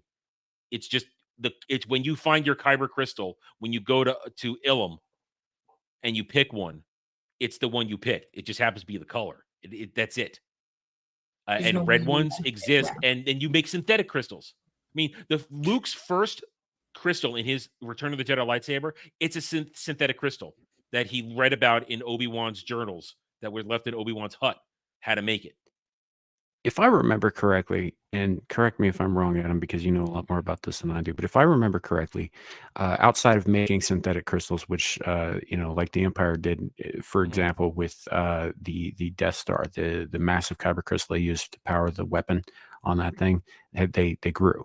But outside of that, when a Jedi or a Sith goes to make their lightsaber, and they go to wherever the kyber crystal caves are locally or whatever, doesn't the crystal choose you? That's something they introduced in Clone Wars. So for me, I wasn't sure. It's a bit of a gray area. I personally don't adhere to that. I mean, you can just find your crystal and you put it in there. All right. Yeah, it was just a question. The crystal is just it's a powerful organic material that creates the beam when energy is supplied through it.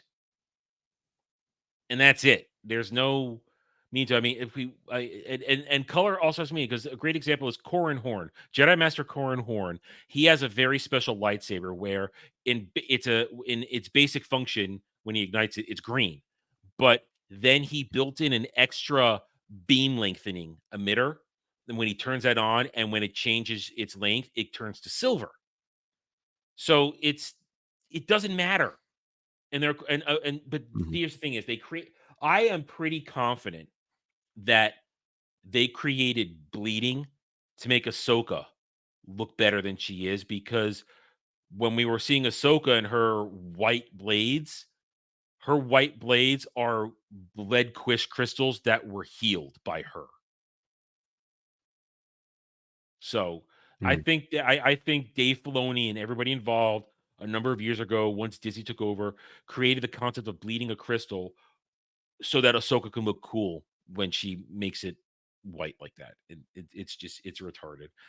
And Jay Fraser, I did see your question a little while ago. Who I think is worse, Rosario Dawson or Amanda Stedman with their choreography? I think actually Rosario Dawson is worse, because it's just so horrible to watch her try and move. I mean, Amanda Stenberg is moving. She can't do it well, but she is doing actual choreography. Rosario Dawson is just trying to make it to one mark to another, and it's painfully obvious when you have a guy like Hayden Christensen who can do the choreography, is literally slowing himself down so that she can keep up. So I Yeah, would say and Rosario she's Dawson is worse. she's also not like a typically an action Yeah. kind of actress, and she's wearing like 80 pounds of fucking prosthetic on her head, Yeah. which is Yeah. Yeah. I'm sure slowing her down. But yeah, and I mean, I hate to kind of point this out, but Amanda Stenberg is like half her age. Yeah. She's like 26, 25, something like that. Yeah. Yeah. Yeah. Well, listen, Rosario Dawson had no business being a live action Ahsoka. We didn't need a live action Ahsoka anyway. That's a whole nother discussion. But I ain't blaming her. I mean, like, I don't have an I'm issue blaming with her. everybody at this point.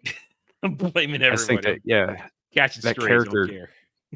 I don't know. I think that the whole Ahsoka character is pretty retarded myself, and should not have existed in the first place.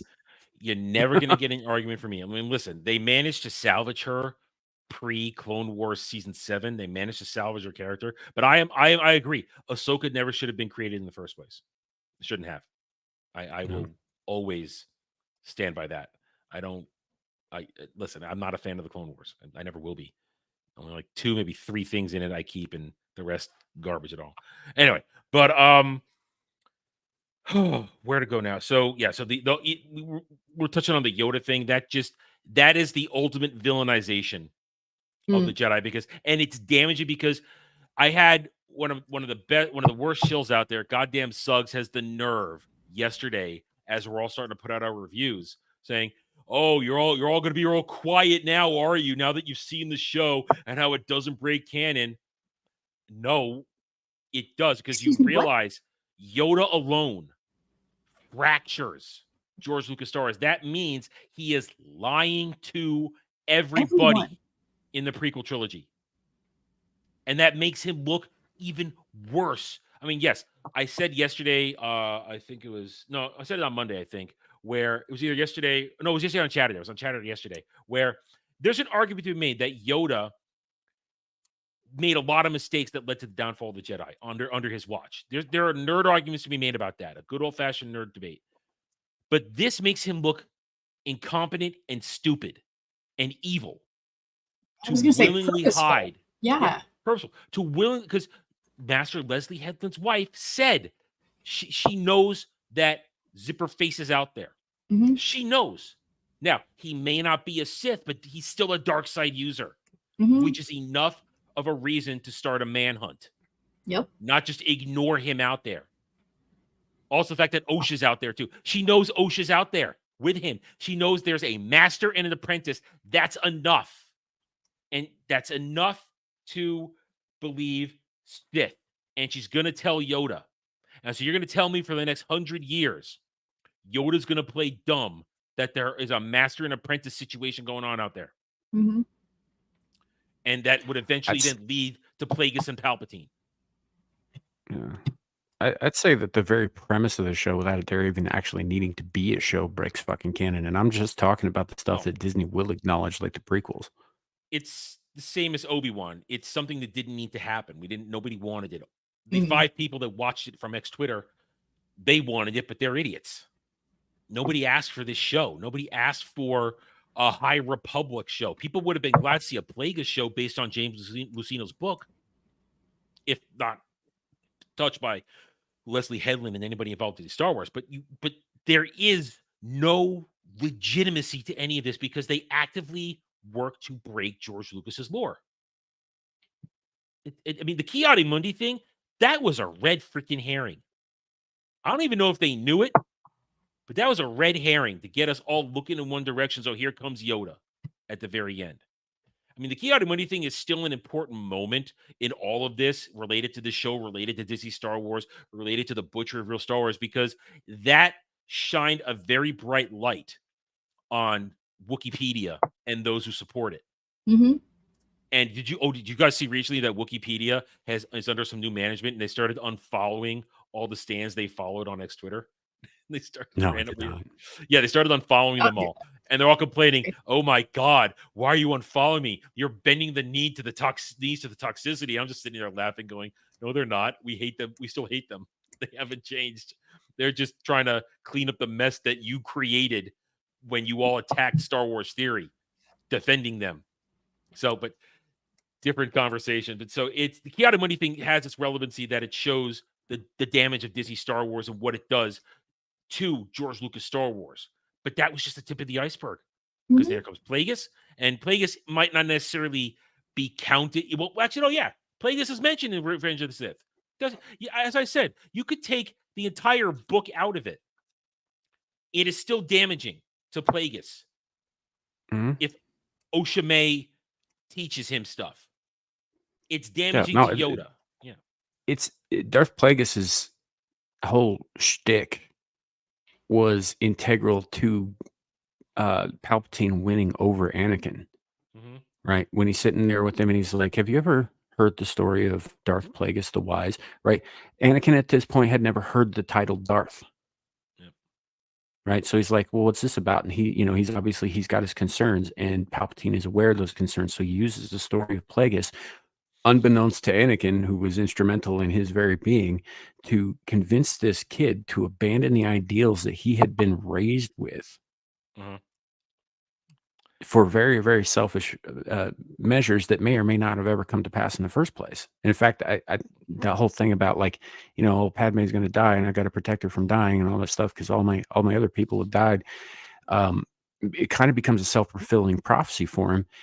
And when Plagueis is described to him and what it's exactly what he's looking to accomplish. It's exactly what he needed to hear to push him just that little bit edge over the line there. And so if they're gonna, cut the balls off this character and nothing he did mattered, in this like there was no reason to bring him up in the prequels at all. I see this as just another. Oh, sorry. So to answer this, the lore is broken. Disney doesn't, just because Disney signed a dotted line, and I talked about this earlier, just because you can doesn't mean you should. And 30 years of lore can't just be thrown out. George Lucas lore cannot be discharged. And there is a difference. Disney decanonizing for their own canon to replace George Lucas canon. That's what's going on here. That's the very simple explanation. So it's not just causing all these problems. It's actively working towards breaking George Lucas's ideas, his story, and screwing up the timelines, screwing this stuff up. Because you can't say it was decanonized broken. You can't decanonize, and I'll bring back Chiara-Muni for this. You cannot decanonize something that George Lucas canonized in Phantom Menace information books that were published to go along with the movie that specifically show Chiara-Muni's age. That's breaking lore when they change his age, his race's actual longevity, and how long is this to fit what they want to do. That's breaking lore. The tier is George's movies are top. Everything else is below. And when informational books are released with the movie coming out of Lucasfilm, Lucas Books at the time, that's canonized. Disney can say they're decanon stuff, but that's still George Lucas stuff. That still remains intact. Disney can't take that away. They can pretend that the EU isn't lore, but it is. They can pretend they want, but you really can't argue when George Lucas himself publishes a book and says, this is Chiara-Muni's stuff. They do break the lore. They break the lore to fit their stuff so that they can do what they want. That's Dave Filoni's whole mission. Remember, Dave Filoni is the one, I want to say pulling the strings, but he's the one checking things off, saying, yes, you can do this. Because Dave Filoni has as much creative ability as Elsie Headland does. He's not some genius. He's a moron. But it's permissible, and that's the problem with all of it. They don't care. They don't respect it. They want to rewrite it. And I mean, there's the theories. They're gonna try and redo the original trilogy. I want to answer. I'm going to answer this. Put this out there for everybody that says, "Oh, it's okay, it's fine, whatever." Well, if you love Star Wars so much, then are you going to be okay if they remake the original trilogy? Are you going to be okay with that? I'm not asking anybody in particular. I'm just putting it out there. But that's what they want to do. And I personally don't think they're going to get that far. I think it's all going to implode in the next 3 years before they even get close to it. Right before you brought that chat up, that's actually what I was going to bring up is they're using this as the pathway to remake the originals and the prequels. Yeah. That's what it is, what I see it as. Sorry, Sam. Yeah. Oh, no worries. Also to your last comment there, Persephone, Like, I'm not the biggest Star Wars guy in the first place. Like, I really have no business being on this panel. I just wanted to come fuck with my friends a little bit. But Which we allow. Yeah. And I have like no stake in this like Acolyte thing at all. I haven't watched it. I'm not going to watch it. I'm just, things that I have heard versus things that I do know about certain things in Star Wars past. But I'm also one of those assholes who really hates the prequels and only recognizes the original trilogy as decent movies. Yeah, you're Last night I watched The Phantom Menace because I bet you did. I'm not a fan of the prequels. Don't start it. I don't like the prequels, but it had been a long time since I've seen them, and I hate the Acolyte so goddamn much that I was just like, I'm just gonna watch the prequels. It's so cartoony. Listen, it is what it is, but it's still George Lucas. There's some solid shit underneath it. There really is. All of the commentary about like how evil comes to power is very on point in those prequels. Yeah. It's just wrapped up in fucking gummy bear packaging. It's so Listen, cartoonish. if you guys want to watch my current thoughts on it, you can go to the Saturday Night Drive-In playlist where myself, Jed, Hollywood Scholar, and several others spent May going through the prequel trilogies on that. So there is some in-depth discussion on this channel with good friends like Melee Charisma and Clifton 3D and others. They joined us. We had some fun with it. Go check those out. They are live in there. And to answer Persephone's other question, yes, we are well aware that George retconned everything because George hadn't figured everything out for a lot of years, and he decided to make changes. And he's the creator. He's the creator. Well, listen, he didn't so much fuck with the Mandalorians, but Filoni. I didn't say Mandalorians. I said midichlorians. Oh, midichlorians. Oh, I thought you said Mandalorians. I talked over you. Yeah, but I mean, no, so George, he's the creator, and we argued with him about that for years. And we said, why'd you do this? And he even changed things as the EU was going. But then because he was actively involved with the EU, they managed to realign things and get things lined up and make sure that it didn't break. And to your point about that it doesn't have to kill the joy of Star Wars, it killed the joy of Star Wars when they actively kill the joy of Star Wars, the things that make Star Wars special, just to get a rise out of the chuds and to fit their agenda in there and put people in charge of it that don't know what they're doing. Everything Disney Star Wars has done is basically soulless and empty. And they harvest from what you said was decanonized. Every little thing that they've done has a root in the expanded universe, which did it better and did it first. And I will never accept the argument, oh, they had to clean up the confusion of the expanded universe. No, there's a massive, well-organized timeline that shows the order of everything. There was never a confusion. And as I said, if things did get retconned, they did it cleanly. They did it nicely. And bye, Sam. He didn't have to stay. He came here to be a dick, and he was fine with that. Catch Samuel every Monday at 10 p.m. Eastern with me on Normal Mondays, where he's purposefully then there to cause trouble as otherwise. He's always purposely everywhere to cause trouble. Yes, those tentacles have very long reach. Yeah, and they do very many horrible things to all of us, even though we don't admit it sometimes. But listen, I'm glad you joined the Acolyte. I think it's horrible shit. You're being very respectful here in the chat, so I'm going to treat you respectfully, which is why I'm not yelling at you and calling you all kinds of names. You're presenting a very, at least, respectful argument, so I'm being respectful back to you. And I could say I'm not respectful to people on the next Twitter because they're all goddamn retards. But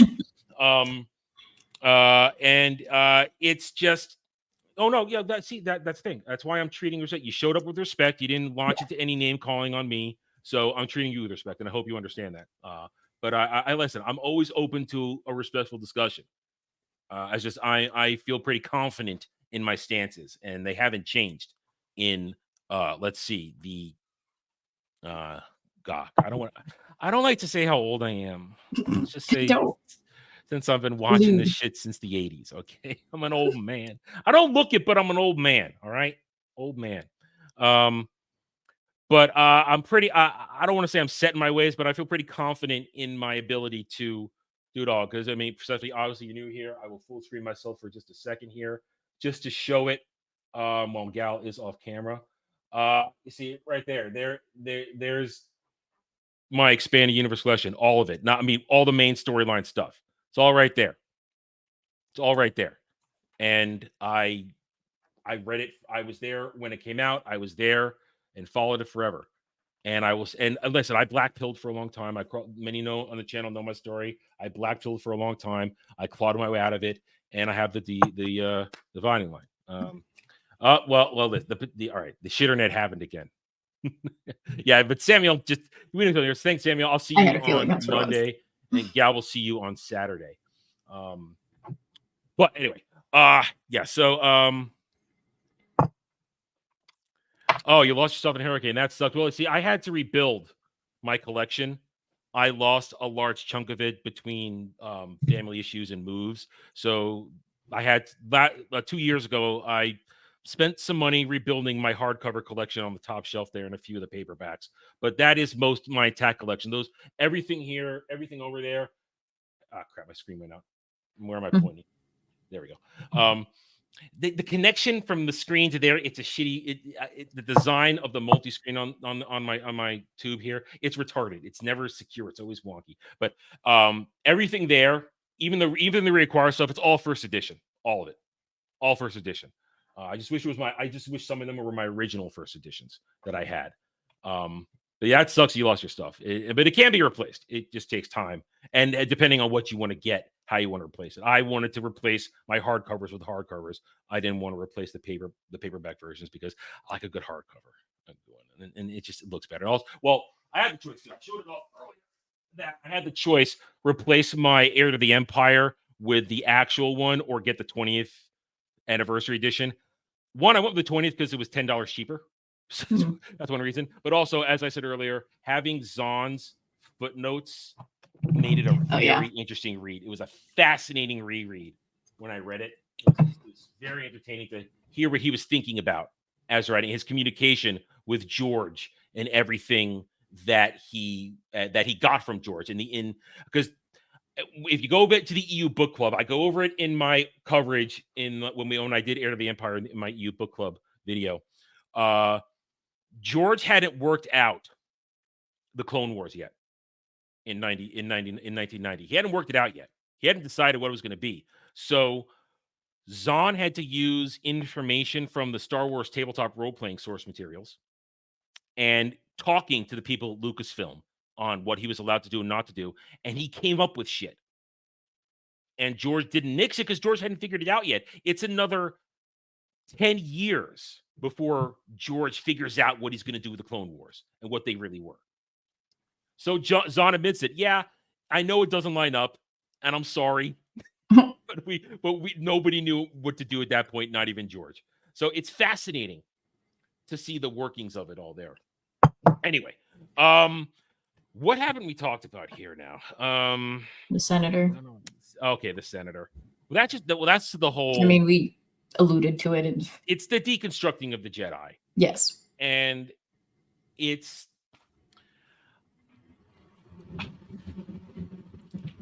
If I'd had more time tonight, I would have had clips ready. But I'll be honest, I woke up late because my schedule is shit. Mm. And then I spent the day doing things I hadn't had time to do all week around the house. And then I had to go out at the last minute because I couldn't go out yesterday because it was thunderstorming. Mm. So, and I got back with basically 45 minutes to spare tonight before we got started. Nice. So I ate the dinner I didn't want to eat. I didn't want hot dogs tonight, but that's what I had. Yeah, it happens. It's what I had. So I barely got everything myself ready. So I didn't have time to properly set shit up the way I wanted to. Yeah. But if I had the clip, but we'd have to go to the review where I have it. I don't want to all that shit up. But I do have the clip in my review of his speech, the whole thing. I managed to fit it in there if I cut out Master Leslie Headland's wife. If I cut her out of there, it fit in there. And how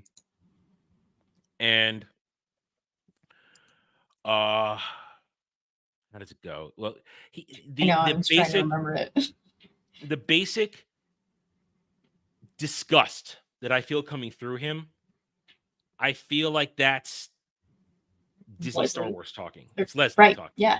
That because She there's hates the Jedi. there's a passion in there for somebody that doesn't like the concept of the Jedi, and that, at least that's the way it comes across to me. All I hear, they shouldn't have power. You're a religious cult. Mm-hmm. At that point in Star Wars history, they're not seen as religious cult. They are the peacekeepers. They are the bringers of justice. They're not cops. They're supposed to diffuse situations before that. Okay, all right. I see the preamble. The hot chocolate thing was basically, I could even find it right here. 1 second, maybe I can find it. It is actually here in the notes. I believe it's chapter 2, where Luke has his last vision of Obi-Wan. Where is it? I should just there. Because I have it right here. I can bring it up. All right. Okay, here we go. I have it right here.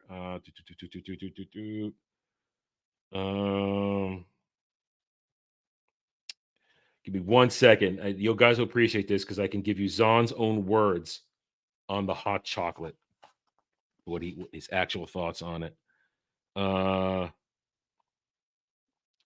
on. I know it's here. This is one of those. Here it is. Talking about the hot chocolate. This was one of those odd thoughts that came out of the blue and struck me as both clever and logical. Hot chocolate wouldn't be something desert people would naturally gravitate toward. There are cold deserts, of course, but with 2 suns, I always assumed Tatooine was mostly pretty warm. Now, of course, the Star Wars Essentials Atlas and other official material backs up that assumption. I also caught way more grief for this than I ever expected. Quite a few people took me to task. It's not a lot of light here. It's very dim. Sorry. Quite a few people took me to task for putting an Earth-based drink in the Star Wars universe. Of course, those same people apparently weren't bothered by the Millennium Falcon or lightsabers. It was though a reminder that you never know what word or image might jolt someone out of their suspension of disbelief. Anyway, why would anyone want to live in a galaxy far, far away if they didn't have chocolate? Inconceivable. So he does mention that he got blowback for it, and he simply wanted a tasty beverage that somebody from the desert wouldn't go to. So that was his motivation for it. That was Zahn's motivation for the hot chocolate. Little writer lore there. What you got here? Oh, you got it? This is the clip if you want. Okay. Oh. Hey, look, it's me. I know that guy. Okay. Listen to this, and then we'll continue. You can hear it? Yeah. The Jedi are a massive system of unchecked power, posing as a religion, a delusional cult that claims to control the uncontrollable, your emotions. You project an image of goodness. Just to... Well, actually, it's fine. That it's the 18 seconds. We'll be fine. Don't worry. That's I make all my clips within that little bit of window where you won't get a claim. And when I add the fading effect to it, it also messes with the algorithm. I actually experimented. I was like, just to be sure. No. Yeah. Well, this is my actual video, so I haven't gotten a claim, so we're fine. Okay. Your emotions. You project an image of goodness and restraint. But it's only a matter of time before one of you snaps. And when, not if that happens, who will be strong enough to stop him? All right, you can stop it there. You don't need to hear me ramble about that. You don't want to hear you. I'll ramble about it now. Actually, I did hear myself. I actually watch my entire reviews when I do them because I edit the whole thing. Right, yeah. You have to make sure there's not like... Unlike Dermy, who just throws it up there. Hey, I haven't taken a shot at Dermy all night. I was too. Every stream at least once. Anyway, that right there, that last part is to me the worst part. Control your emotions. What's going to happen when someone goes out of control? Inevitably. It's a type of omniscient writing that shouldn't be present in that type of speech because it's using future events to frame the then and now when nobody has that event, especially because, as I point out a moment later in that discussion, the Jedi have existed for 20,000 plus years. Many Jedi have fallen and caused war. The Revan, the first Jedi Civil War, well, actually the second, if you count Exar Kun and the Keldroma brothers breaking off and starting that war. But They are example too. Jedi fall. They have a history of falling and becoming either Dark Jedi or in Exar Kun's case and Revan's case, Sith. Mm-hmm. The Jedi always find a way to fight back. And they always are the good guys. They always get control. They always do it. Now, if you play those games, which is then actual good storytelling in KOTOR 1, KOTOR 2, in all that in the Exar Kun, in the Tales of the Jedi stuff, all that there. They build the actual story of, wow, you Jedi and you Sith, you people just constantly destroy the galaxy with your conflict. It's your two fights, and you get the rest of us caught up in it. That's an actual theme throughout Star Wars. Mm-hmm. That the rest of the galaxy is just continually caught up in the war between Jedi and Sith. And that's a legitimate take. But this conversation right here is pretending like none of that ever happened. Mm-hmm. And one could say, well, that doesn't happen in Disney Star Wars. Well, the Sith still existed before the end of the before the Rule of Two. The Rule of Two still exists in Disney Star Wars because Darth Bane still exists. Right. Therefore, the Sith were still an empire before Bane killed the remainder of them after they lost their final conflict with the Republic and the Jedi. So it's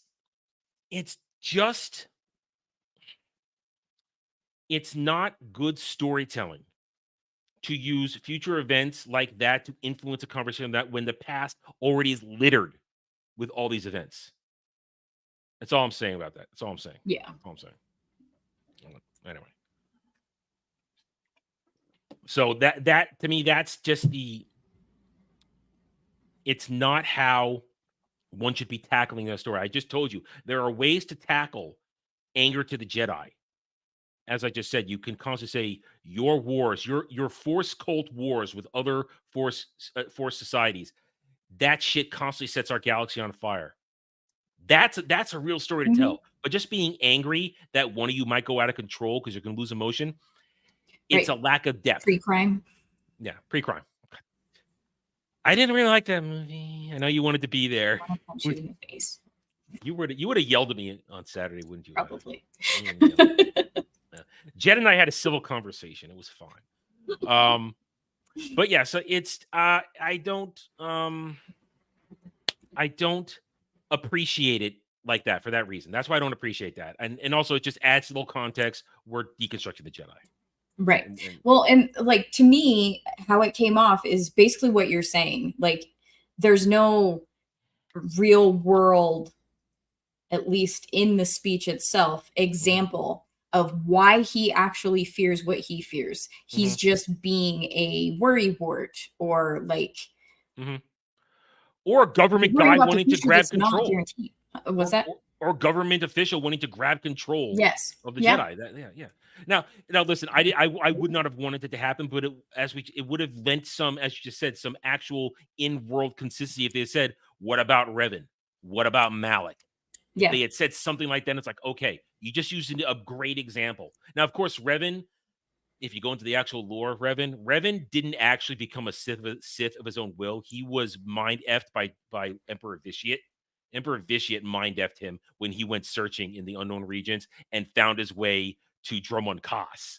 And he got mind-effed and he was turned into a puppet of Emperor Vitiate and then sent back to weaken the Republic. Because that's the thing.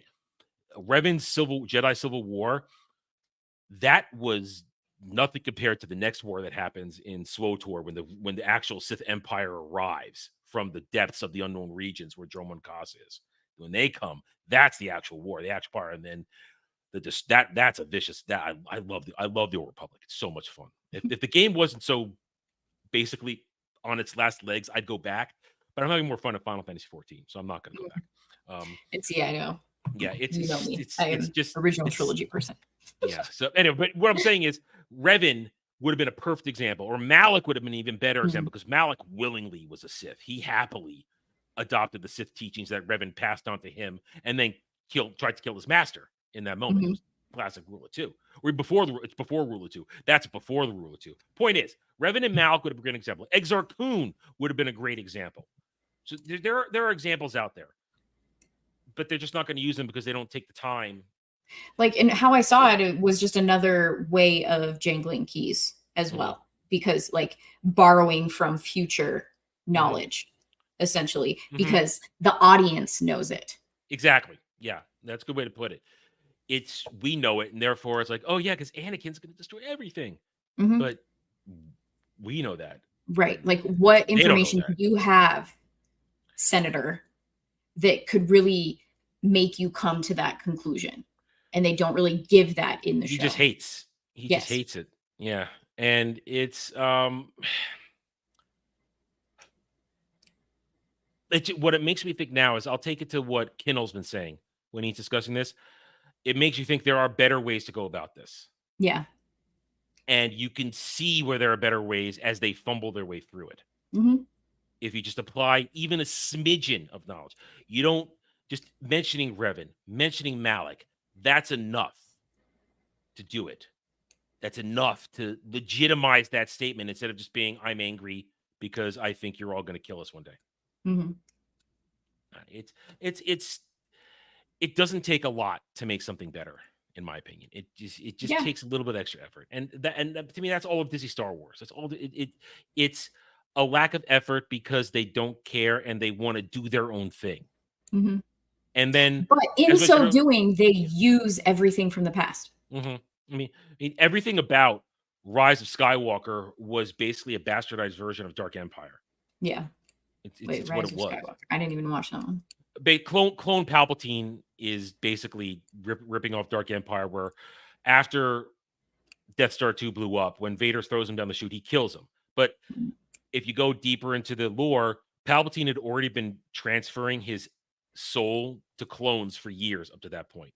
So he'd already discovered immortality, and he was doing it happily. Problem is, he looks like an old man because his Dark Force essence is so powerful, it literally eats his body up from the inside. So that's why he'll have moments of being looking normal, and then he'll always look like probably keeps himself out of line of sight at that point a lot, because it's so massive that it just eats away. But he has cloning vats all over the galaxy. And Dark Empire begins basically because after Vader threw Palpatine down the chute, his essence had to go across the galaxy all the way to Biss, an Imperial stronghold in the core worlds, where he had cloning vats ready, and he had to implant himself into one, and then he had to rebuild his power base secretly, and then he launched another attack, basically 2 years after the events of Last Command, the end of the Thrawn trilogy, and then you have all that stuff. So now Dark Empire, it has its strengths and weaknesses. Again, I did cover it on EU. It was one of the last ones I did for EU Book Club because that's when I started Jedi Count Trilogy, and then shit happened with the channel in real life, and I have lost track of came after it. But Palpatine had already discovered immortality. So, but the idea of clone Palpatine, it already happened, and EU did it better. Instead of somehow Palpatine survived. No, well, Dark Empire explained how he survived. They never explained how he survives. They had to go to Disney Star Wars to make up 5 different shows to explain how he survived. It's 5 years later. I mean, they never think this shit out. Of course, that's all the way back to Jar Jar Abrams, who can't think of anything. That dude is just a walking, all smoke, no fire, no actual substance. Anyway, all right. We've been long range. We're going for over 2 hours. Talked about everything I think I want to talk about, the whole thing. I mean, I got most of my. Yeah, I mean, obviously, I wasn't such a Gal, but do you think there's going to be a season 2? I mean, the ratings are in the shitter. Right. Can't even chart on Nielsen properly. It'll. I guarantee when episode 3 for the Nielsen's come out, it won't even chart on the originals. That will not chart. Oh yeah, I doubt. I mean, maybe the finale might get a chart because people will hear the word Plagueis and Yoda. Yep. It might come back for the finale, but from 3 to 7, I don't think it even charts on Nielsen. We know Samba has been putting out their weekly top 10s, doesn't even chart on Samba. Yeah. So, and I don't see it getting a season 2, but I'm also a sane person. No offense, Persephone. I'm not saying that you're not sane because you like it. Oh, I'm not sane. I cover this shit. I'm not sane. Yeah. Jeremy has made me insane for making me watch it. Yeah, like I just don't see, with it having an $180 million budget and then it charting the way that it doesn't. And then the ratings. I can't see how Disney could justify that. I mean, there's no money made on this. Yeah. We've already. I don't think it's. I'm agree with you. If you go by logic, the ratings aren't there. I mean, we don't talk about Rotten Tomatoes. Rotten Tomatoes is it's a dumpster fire. We don't talk about that. We talk about the traditional rating systems that have been in existence for the past 50 years, and we include Samba, which Samba is a legitimate snapshot of digital viewing. And there's a couple other ones out there that have been coming up along with it. And you bring up the $180 million budget. This is Disney Plus. Disney Plus doesn't make money. Right. That's just a fact. It is the evidence out there. We've seen it reported on it. Disney Plus doesn't make money. The merch, there is merch for this, but people on Twitter buying it, I don't know if that's generating any sort of revenue. I just don't. I mean, we know for a fact that back with Ahsoka, Hasbro said, we're not going to make more than this little bit of merch because our investigations, our analysis says that there is no purchasing power base. No one's gonna buy this shit. Yeah, there's no purchasing base for this. So I just don't see it happening. But this is 2024, 2025. They do things based on getting stockholders' opinions, and they'll take anything trending. I mean, Renew the Acolyte is trending on Twitter because the same 5 people keep repeating it over and over again. The same Star Wars Twitter circle jerk keeps saying it over and over again, and people like me keeps trolling them. So I give them engagement because that's just me. That's my existence on Twitter. I troll these people. That's how I get my fun. How I get my jollies. So they will show that to investors and say, "Oh, look, people are engaged. Why don't we do a season 2?" And they'll go, "Okay." Yeah, and because also, look at this information. And also Leslie Headland, they want to keep her happy, I guess. I don't know. And Kathleen Kennedy, she wants to keep going. I mean, listen, her contract has not been publicly renewed. We haven't seen. We are in July. We are at the end of July. We got a week and a half left of July. Her contract, last we heard, runs out December 31st. She has not had an extension. She's not being fired, but she could very well walk away at the end of the year unless magically they did it and they just didn't announce it, which I find that very weird. They've announced it every other time. So as long as she's there, she may keep pushing the stuff. But as soon as she's gone and the patsy comes in, who they're going to lay all this failure at the feet of, which will then lead to, in my opinion, in the next 2 to 3 years, the eventual sale of Lucasfilm, because if something you purchased for $4 billion, and as Forbes was forced to make that article of 3 months ago, they haven't actually made a profit on that $4 billion. They've made $1.8 billion in net profit only on the purchase from George Lucas. That's fact. Crazy. Forbes told us that. I'm not making this up. The receipts are there. And it's been, 12 years? 14. 14 years, Jesus. 14 years. Wait, 20. If we count the moment of purchase of 2012, you're right. 12 years, 13 years, 12, 13 years. Yeah. I always get it mixed up. I always go from a certain point in my beleaguered brain, and I try to make it. It feels longer, but it hasn't been. But she hasn't. If she leaves, as long as she's there, she'll keep moving this shit forward. Now, there's the question: will she stay there until the Rey movie happens? Because that's her baby. I don't know. I mean, Grogu movie and Rey movie are both going to happen. They're going to happen. Yeah. Those set in stone, and the less than $500 million are each likely to make, with a break even of likely $1 billion each. It's but they're going to lay that at the feet of somebody else, not her. She's for sure. Gone. That's the whole point. So when none of this makes money again for the next 2-3 years, it'll have to be sold because Disney needs money. I've heard some people talk about it. I think I was watching Tuesday Night's Main Event. I think it was maybe Epic Mike that said it. They are begging people for money everywhere right now. Disney is. They're begging for money. They're taking money from other projects to support Disney Star Wars. So their money's not coming in. So by logic's thinking, none of this should go for season 2, but logic doesn't apply here. Right. And that's the whole thing.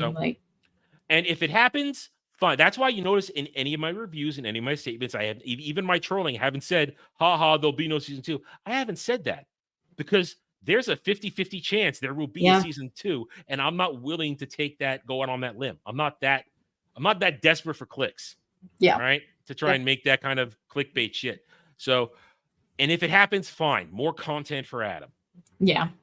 And listen, Skeleton Crew, 3 months. I'm there.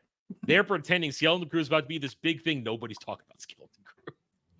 Every time I hear it, I'm just like, wait, there's just not a lot of people working. Where are you talking Jude Law about? and 4 kids and a bunch of bad looking alien cosplay in that. That's what that movie, the show is. So Weird. I'm not so much. It's not even a morbid curiosity. I want to know what the hell this thing is. Yeah. That they've been hiding it for 2 years. Right. You've heard like nothing about it. Crazy. We're like 3 months away from its premiere. The leaks have come from Lego toy leaks. That's only information we have from Lego toy leaks. So it's fascinating. It's fascinating. And I'm fascinated because I want to see what this is. And then comparatively what it'll do numbers wise. It'll be an easier review. It's not even a question of this where I knew lore breaks were coming. Mm-hmm. That thing is, Skeleton Crew is not going to be about what lore they break and where this and that. It's going to be about what the hell is it? This is even right. this. That's where I'm coming at it. What is even this? Yeah. No, I'm not even worried about lore. I'm not worried about any of the normal stuff I worry about, like with Acolyte and Ahsoka and all that shit. No, I'm just curious. What is this? Mm-hmm. What is this? And popcorn ready. It'll be one of those. Okay, here it is, guys. Yeah. Here it is. This is what this is. Anyway, all right. So I think it's a good place to stop. If it happens, I'll be here for it. And Gal will watch it because Dermy will be a sadist and make her watch it. Sadist. I know. Slap his dumb ass. All right. So Gal, why don't you pimp your wares before we go?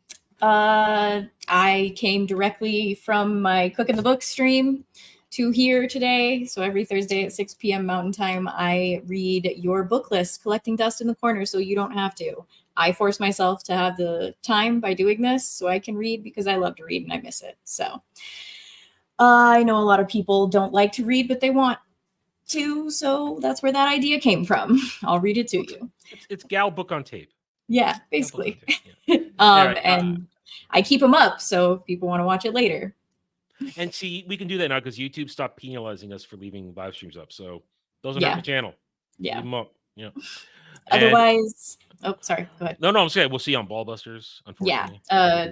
Jeremy Wormy's channel tomorrow, Ballbusters, and then Beelzehub. I'll be on the Beelzepub directly after Jeremy's Ballbusters. And then Sam, who's here earlier, Screaming into the Void. Samael the Infamous. It's Samuel, but how he pronounces it.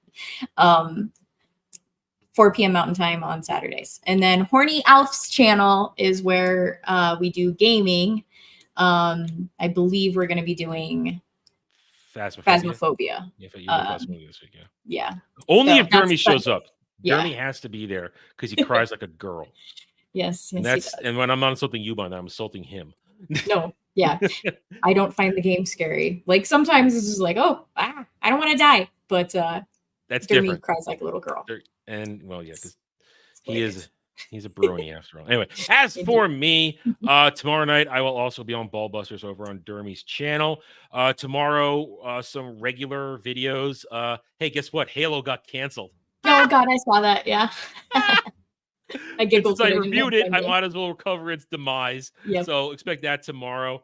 Other than that, Saturday Night Drive-In, we're going at 7 p.m. Eastern this week. We're watching the 80s cult classic Real Genius with Val Kilmer. It's a fun one. Jed's never seen it. I haven't seen that. You haven't seen it? See, I'm not going to shame you, but I'll shame Jed. And so the problem is, it's one of those things where I always worry if Jed hasn't seen it, it's going to be one of those, why did you make me watch this? I hate you. But he loves Val Kilmer, so hopefully. What was the last one I was on for? Fifth Element? Yes. And I was worried. I was like, please God, like it's always please like it. Well, see, I know certain movies I won't throw. Like I will never throw him another Eddie Murphy movie because he doesn't like Eddie Murphy. So I'm not going to throw him another Eddie Murphy movie. Interesting. I'm not going to do that. But it's we're doing Real Genius. at 7 p.m. Eastern on both my and Jed's channel. It's simulcast. Then later that night, I'll be on Saturday over on Jeremy's channel where we'll just talk random bullshit. But this week, I think we're going to be playing. At least a couple of us. We're going to be playing. What's that shit game called? Fuck. Once Human. Once Human. Yeah, we're going to go into that. We started playing that on Alf's channel last Sunday, but Alf's computer wasn't liking it, so he killed the stream. We kept playing for a little bit after that, but at least me and Static are going to be playing it. I think we can get Dury to play it. Yeah, I think he'll like it. Probably. I haven't looked into it yet. Like, I don't play survival games, but it's basic and it's not very hard at the moment. And hey, the old girl can handle it, so it's not that bad. Yeah. I jacked down all the settings to bare minimum, and it's running fine. So yeah, I'm mine's a much younger lady, so she's new and fresh. Yeah. You could probably handle it fine. Anyway, so we'll be on our chat today where we'll talk random shit for hours, and I'll stay up way too damn late when I don't need to. But which hurts me because then I have to be back here 2 p.m. Eastern Sunday for the round table where we will talk about the week's events. There'll be a little bit of this, a little bit of that. Definitely talk some Acolyte, even though we kind of covered it here. I need to post some questions to the panel, see how they do it. And then Monday, 10 p.m. Eastern, Mellow Mondays, where we just nerd out, try to have a good time. And then also Monday will be my review of House of the Dragons episode 6. Gal, what did you think of last week's episode before we go? Haven't talked to you about it yet. Oh, it's back to the slow. I got yelled at for calling it back to the norms. I was like, don't you understand? This episode was like the cigarette after good sex. I was like, okay. No, not really. I mean, because it was way solid. Too much of a quickie, if that's the case. It was a solid episode, but it's just back to the regular setup mode. It's like, okay, we finished it. Now we're going to back to setup.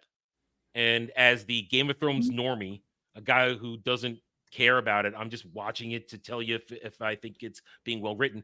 It hits all the remarks. Great production value, great acting, solid dialogue, solid performances. It's all looking great there. It's just, okay, we're back to the setups. And I question something like I question Allison's sudden maternal instincts. I agree with you there. Yeah. It's just they didn't give us enough that she has that sudden twist on that. It's just enough. And she's never cared that much. Yeah. And I heard a defense today that Damon and his Oedipus dream was because he didn't know it was his mother, according to the director. So you need to actually tell us that. I actually picked up on that. Like when he realized there was a look on his face, like, oh my God, what? You just said what? That's how I read that scene, was like he didn't know. And what's funny is because I didn't know, I'm like, who's this bitch? Like, who are you? See, I saw she got to be a Targaryen. Yes. Like deductive reasoning would dictate to it. And like as it continued on, I was like, I mean, who could it be? Whatever.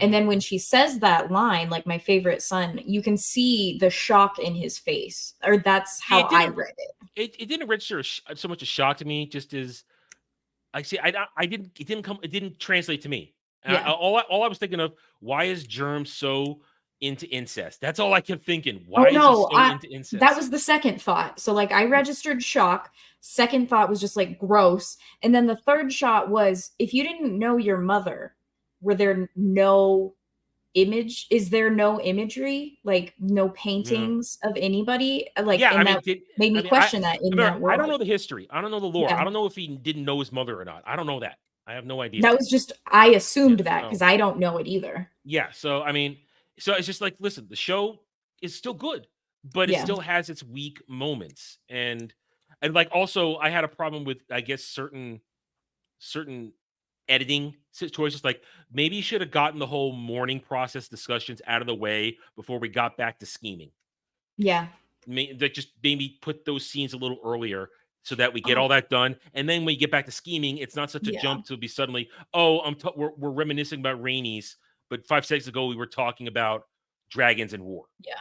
So you just reminded me. That was my biggest, so this was my biggest issue with, honestly, this entire season. I brought it up in the Ballbusters group chat at one point. I see these little dotted, I don't think they're all that subtle and they keep harping on them, but women are better than men. No, it's not subtle at all. Yeah. And it's like this whole, Bela to Corliss, teaching him how to be a man and just suck it the fuck I up. mentioned it in my review. I said, did we really need her to tell him to man up? At the same time, also, where it was also not enough to have Allison have her maternal turnaround, suddenly to have Rhaenyra being this solid, clear-thinking queen, why is sudden positivity towards Rhaenyra out of the blue? Out of the blue. It's just, I feel like to me, it's like something's missing here. I need more to believe this. I'm not saying it's bad. I just need more to believe it. And that's why I listen, the show is fine. And it's a good show, but it's not the orgasmic thing that a lot of people, in my opinion, are praising it for. And that's why I'm doing my reviews. I'm down the middle. I don't care if it's good or bad. I'm trying to just be objective on it. Because I hate every character. I think they're all horrible people. Well, that's actually to this point that I have. I think this show, especially for people who've watched Game of Thrones or read it, it suffers from a lack of characters. Like there's a lot of characters, but not as much as Game of Thrones. So you had a lot of different storylines throughout multiple episodes that you were following, and there's a lot of intrigue and a lot of different pieces on the board. This doesn't really, like, this show, the main characters at least, so like that's what I'm speaking to when I say not a lot of characters, is the main ones that you get invested with, a lot of them in Game of Thrones. Hot D? There's really not, and a lot. I think it also suffers from the fact that it's Targaryens and they're all gross, terrible people. To where, like, I don't like any of them. My favorite character right now is the dog. And what was the other one that fights for, like? Oh, Jace. I do like Jace.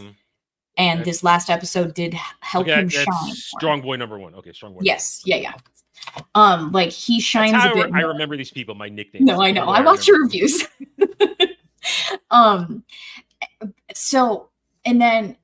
So that's what I think it suffers, is there's not as many characters that you're invested in seeing. And then I also, back to my point of like women are better. Like it's the pendulum swinging of like women were treated as objects back in Hollywood in the day. So now men have to be. So they're the ones that are supplicant in like even the sex scenes. Like they're minor. I don't need them in my show, but they were rampant in Game of Thrones. They've toned it down, but what they tone it down to is men eating women out, like the main character women. And like, those women aren't doing anything for the men in those scenes. And I think it's on purpose. And it just adds to my ire with that. And I'm reading probably too much into that.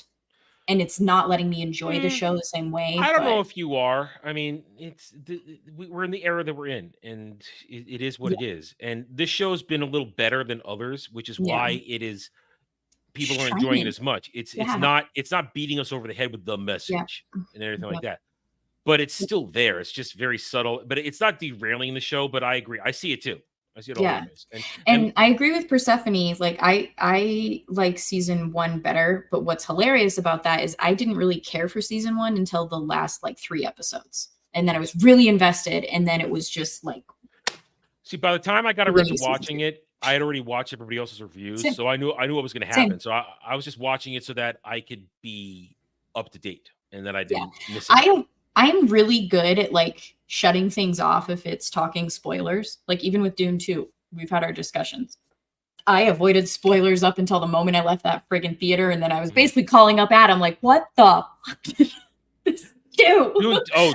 Dune Prophecy comes out in November. I'm going to review that. That's going to be a Which one is that? The new Bene Gesserit show in November. I'm going to enjoy that. That's going to be fun for me, isn't it? I don't think it will. Hey, it's content.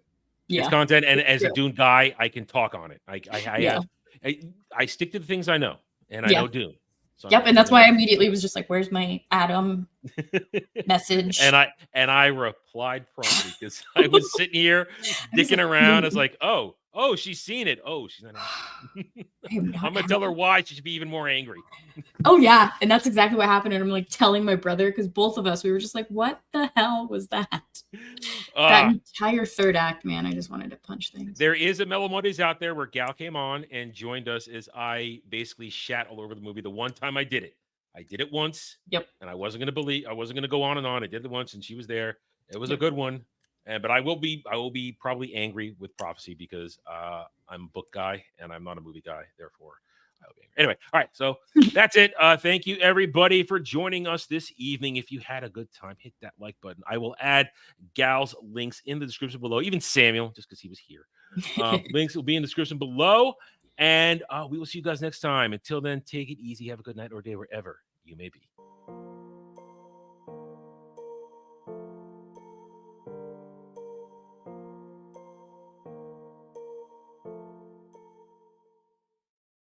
Oh, come on. Let's go. Man, we are about 20 seconds. I also agree with Prince.